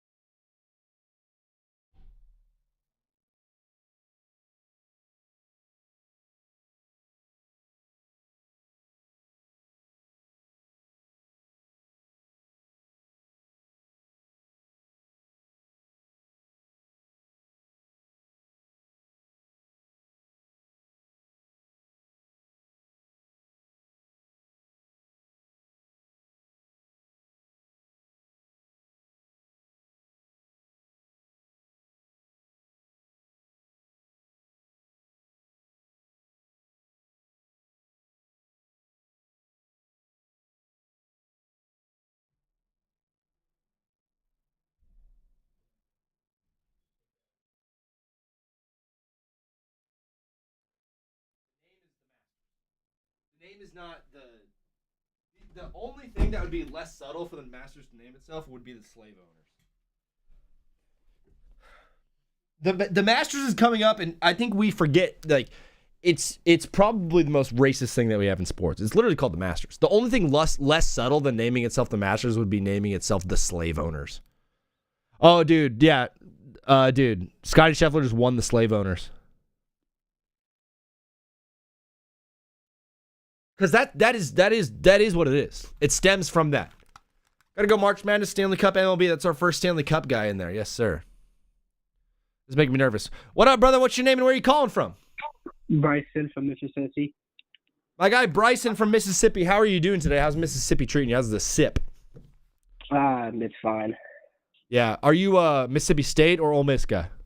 Ole Miss. Hotty toddy gosh almighty, who the hell are we?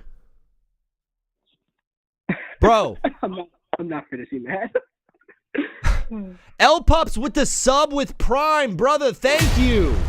OMG. Bro. Thank you, L Pups. L Pups just subbed to the show. We're live on Twitch. We're live on YouTube. We're live on the Purple app. Thank you guys so much for supporting and hanging out with us. Dylan, thank you for the follow. L Pups, welcome to the show, bro. You're the man. Discord is in the bio, so join our Discord too. Bryson, sorry about that. You're calling in. You're my last caller of the day. What did you want to say? You got then 12 sporting events up there. What are you keeping? What's your first one you keeping? Oh, and before I do that, I was just joking. It's Bryson from Memphis. I called the last 2 times. You did. Oh my gosh, you're Bryson from the TikTok chat. Yeah. Your number is just, it goes in as unknown caller, so I can't save it. Yeah, I do that for reasons because I also own a podcast and I don't want people saying my number. Nice, bro. Do you want to shout out your podcast real quick? Yeah, everybody. So every 2 weeks on TikTok or on YouTube most of the time, I go live and talking about sports, basketball, football, college football. This week I'm going to be talking about the Trey McDuffie trade to the Rams. So if y'all want to stop by on YouTube, I'll post it in the chat later before he ends stream, and y'all can go subscribe to me on YouTube. Brother, awesome. All right. From this list, which 3 are you keeping? College football playoffs, NBA playoffs, college baseball playoffs. You're keeping the College World Series? Yeah. You're the first guy that's called in and says they're keeping the College World Series. What about the CWS that you love so much? Well, okay, I always grew up as a big baseball player, big baseball fan.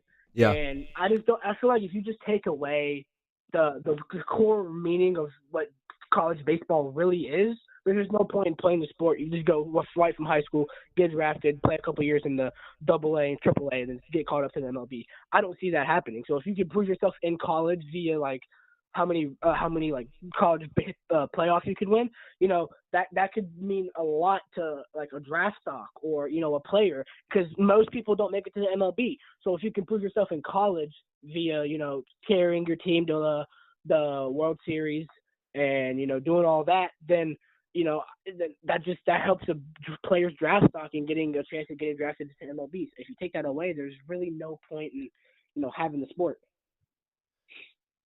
Do you like watching it? Oh, I love watching it. Okay.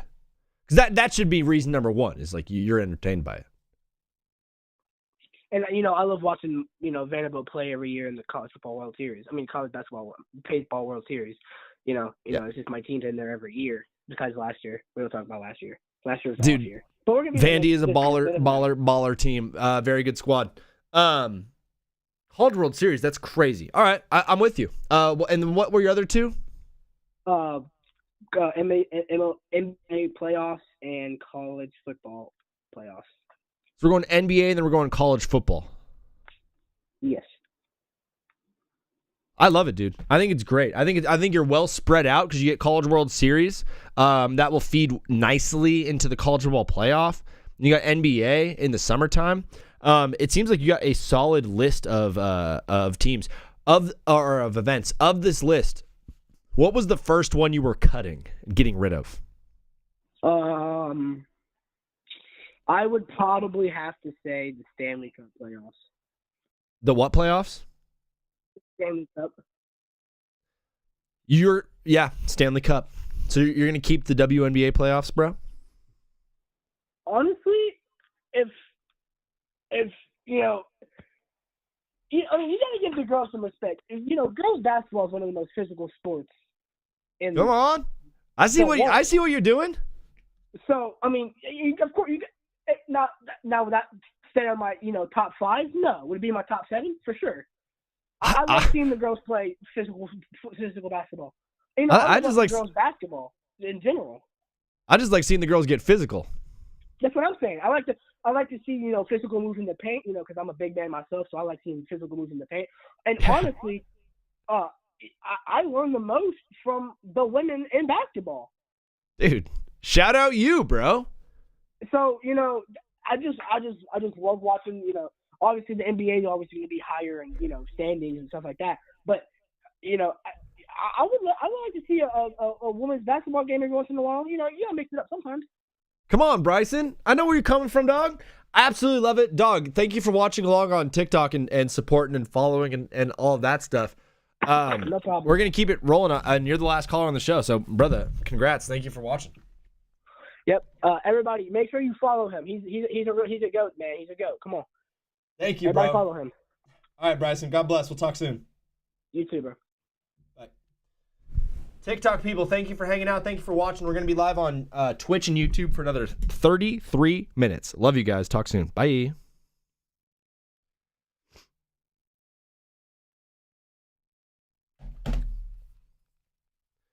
It's time for my definitive list. Because all of those people that called in, shout out to all of you. Shout out to Brandon, David, Sinai, Rizzo, Nick, Blorp, Logan, JD, Trey, Bryson. It's a good list. It's a good list. We had a diverse caller list today. We had a bunch of diversity in the show. I'm not saying diversity is bad. I'm saying it's great. I'm you know what? My favorite thing in the world is diversity. I think I need to just give the definitive list right here. Okay. So, Sam Block, shout out to you at the Block Spot, tweeted this out yesterday. Tweeted this out yesterday at 10 p.m. It went super viral today, and I just wanted to give you guys the lowdown on how this list is supposed to go. I'll go follow on Twitch too. Bryce Ply, dude. Oh, there you are, my guy. Yeah, thank you, bro. So we can just go through this list real quick. WNBA playoffs, gone, eliminated, get out. College World Series, eliminated, get out. Wimbledon, love tennis, shout out to you, no. World Cup, I'm not a communist, get out. The Olympics, it's cool. It's every 2 years. Figure skating's awesome. But ultimately, nah. I have pride in my country. I love my country. I love America, right? But I'm not sitting around jonesing for the Olympics. Plus, it's every 2 years. Dude, XX, there he is, my guy Bryce. What up, bro? You're the man. The World Cup, it rules when it's on, but I'm not sitting here hankering for the World Cup. Sorry, I'm a red-blooded American. The Olympics are cool. There's some events I like. Sometimes I'm sitting there, I'm like, why are we doing this? I couldn't care less about cross country. Oh, they ran in a circle a bunch of times. Good for them. I'm out. I'm out on the Olympics. Winter Olympics, great. Summer Olympics, great. Rooting for America, awesome. Don't care enough. And then the Masters. The Masters, you're there. So, AJ Brown on the Eagles. AJ Brown is on the Eagles. XD, it's true. It's Bryson from TikTok. XX face God. Yes, sir. So just to recap, WNBA playoffs, College World Series, Wimbledon, World Cup, the Olympics, out of here. You're gone. Off the list. Don't need you. That leaves a few. You have March Madness and the college football playoff carrying the weight of college athletics in America. I'm doing this whole list from the perspective of an American because I am an American and because I'm red-blooded. Because I drink Budweiser and I love blue jeans. And for that reason, for my Americanness, I have to keep the Masters on it because if you're going to keep anything American, it better be racism. The fact that the Masters is called the Masters, I mean, you might as well just name it the slave owners. Third time I've made that joke. You have the MLB postseason, the NFL playoffs, and the NBA playoffs in addition, and the Stanley Cup playoffs. So you have the big four sports. Then you have college basketball playoffs, essentially. Then you have college football playoffs, and then you also have the Masters. Those are your final seven. Those are your final seven. If those are not your final seven, you are Armenian, or you hate America, or for breakfast you have huevos and rancheros. You're good, bro. Don't need a sub. I keep the ads as low as possible, so the ads are like 2 minutes every hour. So the ads are as low as possible, so don't be afraid of ads. I have them as the lowest setting possible because I love my guys. March Madness is the greatest event in all of sports. It has to be on your list, March Madness. There's a slight delay between me and my soundboard, and it's making me so frustrated I'm going to shoot up a hospital. Okay? That takes care of basketball. I don't need two basketballs. Although I love the NBA, I love the league, I love the association. I love watching NBA more than I like watching college basketball. Nothing beats March Madness. March Madness is the greatest thing that we have in American sports. Got to keep it on the list. Okay? For my second one, you have to have football on your list. Okay? College football or NFL. Both are incredible. I'm more of a college football guy during the regular season. But in terms of a postseason format, the NFL blows college football out of the water. Give me the NFL playoffs. So we have March Madness and the NFL playoffs. Those are our top two. Those have to be on your list if you're a red-blooded American who drinks Budweiser and wears blue jeans. Smokes Marlboros or American Spirit, light blues. Choose Copenhagen and Zins. And goes to church on Sunday. And eats Chick-fil-A on Saturday. That means we have to decide between MLB postseason, the Masters, Stanley Cup playoffs as our final sporting event. Okay? I love baseball. I want it to be on there. I love golf. I want the Masters to be there. I love the Stanley Cup playoffs, maybe more than any playoffs in the world. The Stanley Cup playoffs absolutely rules. But as a red-blooded American, nothing is more American than apple pie. Second is baseball. MLB playoffs, March Madness. MLB playoffs, March Madness. Sorry. MLB playoffs, NFL playoffs, March Madness. Those are the top three, brother. That's how you have to do it. Big Hunt. What up, dude? Stefon Diggs going to jail. Stefon Diggs released by the Patriots because he's going to jail. Because he's a serial rapist. He's an enjoyer of naked men. He likes watching guys. He likes having guys around him that are homosexual. League Pass right now is oh, dude, yesterday League Pass caught me lacking. League Pass caught me lacking yesterday, dude. So during League Pass, in between, instead of showing commercials, what they do is they show whatever's on the Jumbotron. In Charlotte yesterday, they had dude, for whatever reason, there is a huge initiative right now between NBA teams to support special needs people. There have been special needs people all over my screen. Right now, I've got 3 autistic 14-year-old girls trying their best to do a 3-man weave, failing. Wearing sparkly yellow leggings at a C's game. Looking dapper. Looking like they're having a great time. Doing the worst 3-man weave I've ever seen in my life, though.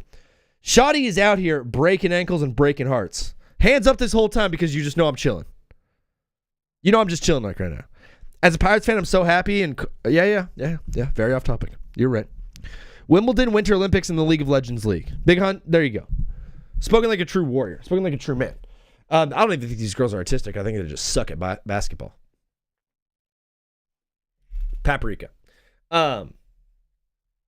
League Pass caught me lacking last night, dude. They had in Charlotte, was it Charlotte? No, it wasn't Charlotte. What was I watching yesterday? Who played yesterday? Atlanta? No. I think I was watching Charlotte. They had the girls dance team yesterday. There was like 13-year-old girls dancing. They were rocking it. They were absolutely killing it. They were destroying. I was like, it was the best part of the game, was watching the 13-year-old girls dance at halftime. Shamelessly. Not for any of those nasty reasons that you guys are thinking in your head. They were gifted athletes. They were incredible. Watching them go out there do their thing. Come on now. Lakers played and beat the Pelicans. Yeah, we did. Beat the Pelicans. Looked good. Looked good doing it. Zion Williamson looked fine. He looked good. My one thing about the Lakers right now, and I'm kind of going back and forth on the Lake Show right now. Magic City Monday with the Hawks. I don't want to be the boomer guy, but, I don't think any NBA team should be supporting a strip club. The one thing that Magic City has going for it is it literally is like Atlanta's capital. Magic City is like the capital of Atlanta. That's like where the mayor, that's where the mayor does work. And they do have the best wings in Atlanta. I've had them. The wings are fantastic. The only way you can get them to is by going inside. There's a $40 cover charge on most nights. So you're paying $40 just to get into the building to buy wings. It's crazy. When you step into Magic City, oh my gosh. I was not expecting to see what I was going to see. But let me just tell you, they had women hanging from the ceiling. It was unbelievably scary. T.I. was there. Tip and Usher were in the pit standing on 2 feet of ones. I'm not even joking. There was a higher elevation in the pit because of all the ones on the ground. It was crazy. Gunna was walking out as I was walking in. I was like, yo, Gunna. I didn't say that at all. I didn't say anything. I probably did this. Oh my gosh, it's Gunna. For an NBA team, though, to be doing a collab with a strip club, it's pretty wild. When like last month, or like they're wearing like Autism Awareness Month and like testicular cancer awareness and like breast cancer awareness, and then like one night they're just like strip clubs. True breast cancer awareness. It's more like BBL awareness. Come on now. It is gnarly for an NBA team to be doing a collab with a strip club, but if there was an NBA team to do it, it would be Atlanta, and if there was a strip club to do it, it would be Magic City. Atlanta, like, it's probably the blackest city in America, and a lot of people would be like, dude, the blackest city in America got way blacker basically by doing this whole thing. There's not another city that you could even argue would be able to do this. When it's like Atlanta, it's like, yeah, it makes sense. It's Atlanta. Paprika. I don't necessarily think that the Hawks organization as an NBA team should be doing a collab with a strip club. But like I said, it's Atlanta. If there's a team to be doing it, it's the Hawks. And if there's a strip club to be doing it with, it's Magic City. Boy, oh boy. They got a flavor literally called the Lou Will Lemon Pepper. They have the Lou Will Lemon Pepper wings. Lou Will's jersey is up. Like, there is the Lou Will jersey in the glass thing up at Magic City. In the back there. You can see all his jerseys. He likes going there. And the wings are fantastic. I'm also a very, like, to each their own. Do what you want. Although I do not find myself in those establishments anymore in my life as a child of God. And I was forced to go in there. If I didn't go, I would have gotten in big trouble. I was there for work. I was there on work, on holiday. No, on work. Women were hanging from the ceilings. They have like monkey bars. Listen, that is not, it sounds way more racist than it actually is. But they have basically like chains for them. Jeez, it's just sounding worse and worse. They have shackles. No, whatever. They have monkey bars for the ladies to hang on to that are on the ceiling. And so they're hanging onto the ceiling. And then they put their feet on the ceiling. They put their feet up there as well, and they're hanging. I'm sure you can just imagine what they're doing up there. I don't recommend it for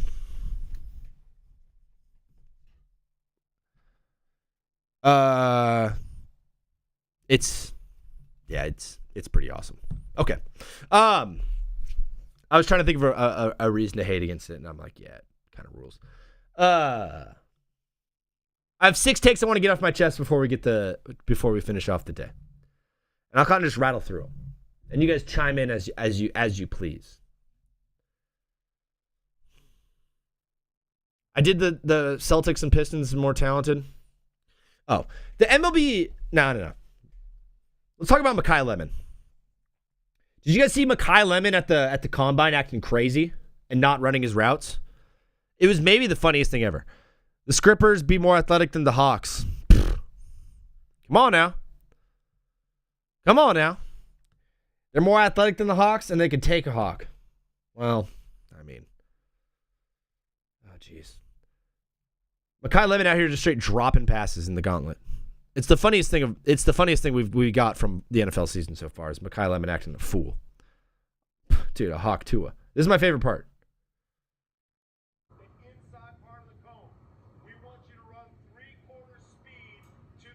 The guy filming his TV right now, you can hear him breathing in the back.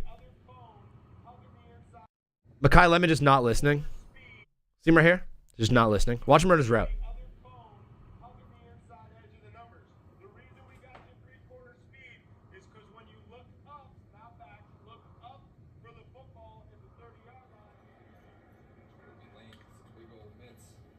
Just doesn't run his route at all. It's so funny. Makai Lemon is tanking. Dude, Makai Lemon is tanking right now. He's trying so hard to nuke his draft stock because he doesn't want to go to a team picking in the top 10. I don't really blame him. It's kind of a hilarious way to do it. Just act a fool. In his press conference, he was just like this. I'm being freaky. He's like, I'm acting like a Playboy Cardi song. He's acting in real life like a Playboy Cardi song sounds. And then he wasn't running hard on his routes. He was dropping passes in the gauntlet. He's being so extra to like tank his draft stock. Do you not just want to play in the NFL? You know what I mean? I understand he is such a good player. He's such a good athlete. I watched him a lot at USC. He catches balls that he's not supposed to catch. Come on now, pause. He catches a lot of balls that he's not supposed to be catching. He's an incredible athlete. He's going to be a star in the league. He's going to be good at least at football. Do you not just want to go to the league? You also get paid a lot of money if you get picked high. And the way that receivers are getting treated right now, your fifth-year option's getting picked up, and then you're going to get franchise tagged. So you're not getting a big contract for 6 years. That's why it's kind of imperative to make sure that your first contract in the NFL is a pretty good one, which means the higher you're picked, the better your contract is. But just straight up tanking to get to a worse draft pick is so hilarious. It's the funniest thing ever. Makai Lemon, shout out to you. You got a fan in me.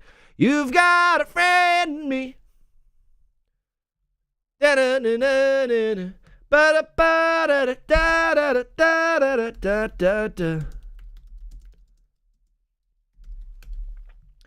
You've got a friend in me. You've got a friend in me. You don't know when you're coming down and a hand and a bed and a do. That doesn't sound good. You got a friend in me.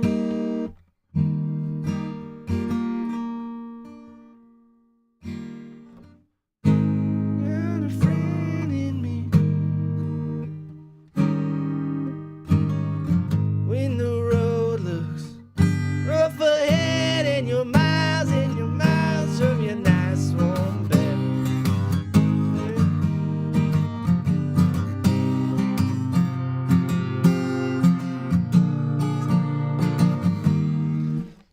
That sounded so horrible. Sorry about that, guys. Sorry about that, fellas. You're like, oh, he sings song. Oh no. Oh gosh, no. Oh no. Like, oh, that's cool. He sings song. Oh no. Should not be doing this. What do you guys want to talk about? Kyler Murray, Malik Willis, Daniel Jones, the Cavaliers, Spurs not being tested enough. I keep seeing a bunch of people when I say that the Spurs are really good at basketball. A bunch of people are saying like they're not tested enough. This is their first. This is the Spurs' first playoffs together. They need to do multiple playoffs together. They need to get their heart broken. I don't know if I subscribe to that with this Spurs team, right? A bunch of people have been saying they're not battle tested enough. The Spurs aren't. Yeah, it's just Clay's Wemby. This team doesn't have playoff experience, okay? What they're basically saying is this team needs to be good in a regular season, make the playoffs, go kind of far in the playoffs, and then get their heart broken by a team that's better than them, and then come back next year. As if losing in the playoffs is a qualifier to winning the finals at some point in your career or in your life. And I don't know if I subscribe to that notion with this team. Like, normally I agree with you. There's a slight barrier to entry. Like, a team has to kind of go through it and understand what the playoffs are like. Victor Wembanyama has been playing professional basketball his entire adult life. Victor Wembanyama has played in the Olympics in a medal game. That's a pretty big game. Your whole argument is like they haven't played in any big games together. Victor Wembanyama played in the Olympics in a medal game. This is a pretty big game. A pretty big game. He was going toe-to-toe with a team that had Curry, LeBron, KD, D-Book. Like, played pretty well against those guys. Harrison Barnes has gone to 2 finals. He's an NBA champion. De'Aaron Fox has played in a Game 7 before. I know, Castle's young and Vassell's young and Champagny is young. And there's guys on this team that are young, okay? There's guys that haven't been there before.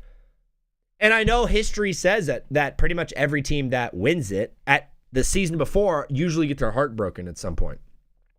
Yeah, but those teams never had Victor Wembanyama. If there's anyone that is above the nonsense of like you have to be battle tested before you do it, it's probably Victor Wembanyama. It's probably Wemby. The dude, it feels like he's impervious to the things that normal humans like you and I would have to go through if we were trying to win a chip. It doesn't seem like he has to it doesn't seem like Victor has to go through that. So to the people who say that the Spurs are untested, I hear you. I just don't know if I believe that it's going to be the reason they don't win the finals this year. I think they could win the finals this year. Absolutely. Do I remember the Scoot hype? Scoot Henderson? Yeah, I do. His draft was Wemby, B. Miller, and Scoot were top 3. Brandon Miller's really good. The Scoot Henderson hype was gnarly. It was gnarly.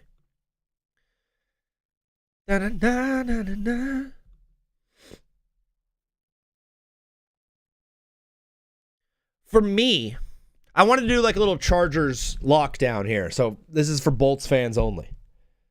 First of all, go Bolts. Shout out to you. Shout out to the Bolts fans. Love you. Should have stayed in San Diego. We were good enough last year to make the playoffs without an offensive line. This year, we're adding in Rashawn Slater and we're adding in Joe Alt. So we're going to be better at O-line next year. We're losing Becton. We're losing Bozeman officially now. So no matter who we replace them with, like our O-line will improve this year with health by adding in Slater and by adding in Joe Alt. In free agency, there's one target more than any that we need to be going after, and his name is Trey Hendrickson. Trey Hendrickson is a dominant edge rusher. Dominant edge rusher. It looks like we're losing Khalil Mack, and it looks like Owe is going to be a free agent. We're going to need someone that's going to get to the quarterback, especially in our division, especially in the AFC, with the quarterback talent that there is out there. The Chargers defense last year was great. Trey Hendrickson takes his defense from great to dominant. Trey Hendrickson takes his defense from very, very good to dominant, potential best in the league. We are talking about the Chargers having one of the best defenses in the league next year if they go and get this guy. At the end of the season, the Chargers were ranked pretty much top 10 in every category defensively. We had a great defense last year. It was the unsung hero of the league. It was the unsung hero of the season. Obviously, our prince, our king, Justin Herbert, deserved to be the MVP. He was the reason that we were in games at all. New York's tied it up off a big 3 from Landry Shamet. Fat Joe is in the building. Shout out to Fat Joe. Worst name ever. There's a putback. Oh, Fat Joe, loving it. The Chargers need to go out and they need to get Trey Hendrickson. I also think that a receiver is going to help Justin Herbert a lot. And I think that receiver should probably be Alec Pierce. That'd be cool. But ultimately, you saw Seattle win last year because it seemed like at every position they had a guy. That's where the Chargers are at. Most positions filled. Most positions were really, really solid. I like our corners. I like our DBs. I like our quarterback a lot. I like our running back. Our receivers are decent. We don't have a tight end. We need one of those. We need some guard play. We need a center. We need some I like our tackles. We need some linebacker play. Okay. Landry Shamet's name pisses you off. Yeah, me too. Because it sounds like laundry. The Chargers are going to be fine, dude. Chargers are going to be great. We need to go get Trey Hendrickson, though. That's for all my Chargers fans out there. Shout out to you guys. Shout out to the Bolts. Go Bolts. Today's been a weird one. Today went by so fast. I think having Tony bridge the gap with the show is really, really helpful. And we got some funny stuff early on.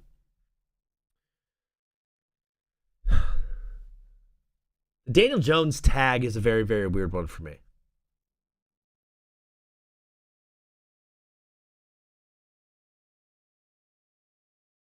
I did Celtics Spurt, Pistons more talented, yeah. Daniel Jones got tagged, and it's like a transitional tag, which essentially means that they're shopping him. They're saying, hey, is there a team out there that's going to want to pay a bunch of money for Daniel Jones? Oh, you are? How about instead of money, we sign him, and then we trade him to you for picks? Seems like that's what the Colts are leaning towards doing. Either way, didn't he tear his Achilles in December? Daniel Jones is not going to start the season for the Colts. The idea of tagging him is very, very interesting to me because that franchise tag is for 1 year. So you want to retain him at $32 million a year, or $33 million a year for 1 year in which he's not going to play until probably midway through the season? It sounds weird. They're essentially paying him $38 million a year just to play somewhere else, it looks like. It looks like they're offering to pay him $38 million a year just to play somewhere else. Like, do we remember? Can we take a trip down memory lane? Do you remember when the Colts were the best team in the AFC when they started the season 8-2? They went out and traded for Sauce Gardner. Daniel Jones was balling. Jonathan Taylor was the best running back in the league. Oh, and then their schedule got hard. They started the season 8-2 in their first 10 games. They were 0-7 in their last 7 games. LOL. What was that like as a Colts fan? Dude, 8-2 felt so good. Oh, that probably felt so good. 8-2. And then you lose 7 games in a row. It's 2 months of losing. You lost for 2 months straight. You almost beat the Chiefs in Arrowhead. And you're like, we're so close. We're going to be good. We're going to be in the playoffs. The people of Indianapolis are lovely people. Love you. Love the people of Indianapolis. Shout out to you. I'm not the biggest fan of Indianapolis, though. Your city, not that great. Outside of your city, nothing. There's actually nothing around. The best restaurant in Indianapolis is Shapiro's. Shout out to Shapiro's. Delicatessen. Tagging Daniel Jones just feels silly to me. It feels like we're teasing the lovely people of Indianapolis. It's a great group of people. It's a nasty town. Nasty town. I don't like it. I understand you guys tagging him because you're like, he was good. He was good. That was when your schedule was easy. Your schedule got hard and you lost every game. I know he wasn't playing for a lot of those, but your 2 losses early in the year, you lost to the Rams. Like, you lost to the good teams that you played. So I think I just feel bad for Indianapolis. I feel bad for Coach Steichen. I just feel bad for that city and that organization. But also, who cares? It's football. It's kind of funny when teams are bad. It's funnier. It's better to like make fun of a team or be a laughingstock than it is to be like a really good team, in my opinion. That's why I'm legit nervous for next year because a lot of people believe that the Chargers are going to be a lot of the talking heads on ESPN are going to be like the trendy thing to do is going to be picking the Chargers to win the Super Bowl. You're going to have a lot of teams picking the Chargers to win the Super Bowl. It makes me scared. It makes me nervous. If you come to Pittsburgh, try Pimenti Brothers. It's the best food I've ever ate, and there's nothing else good around. We got to get you out of Pittsburgh, Oreo. I can't wait to fly you out for the TBWZ company meetings, for our annual TBWZ link up with my mod link up. TBWZ mod link up at LAX. What up, dude? Come on through. I got you, bro. All right, YouTube people, thank you for watching.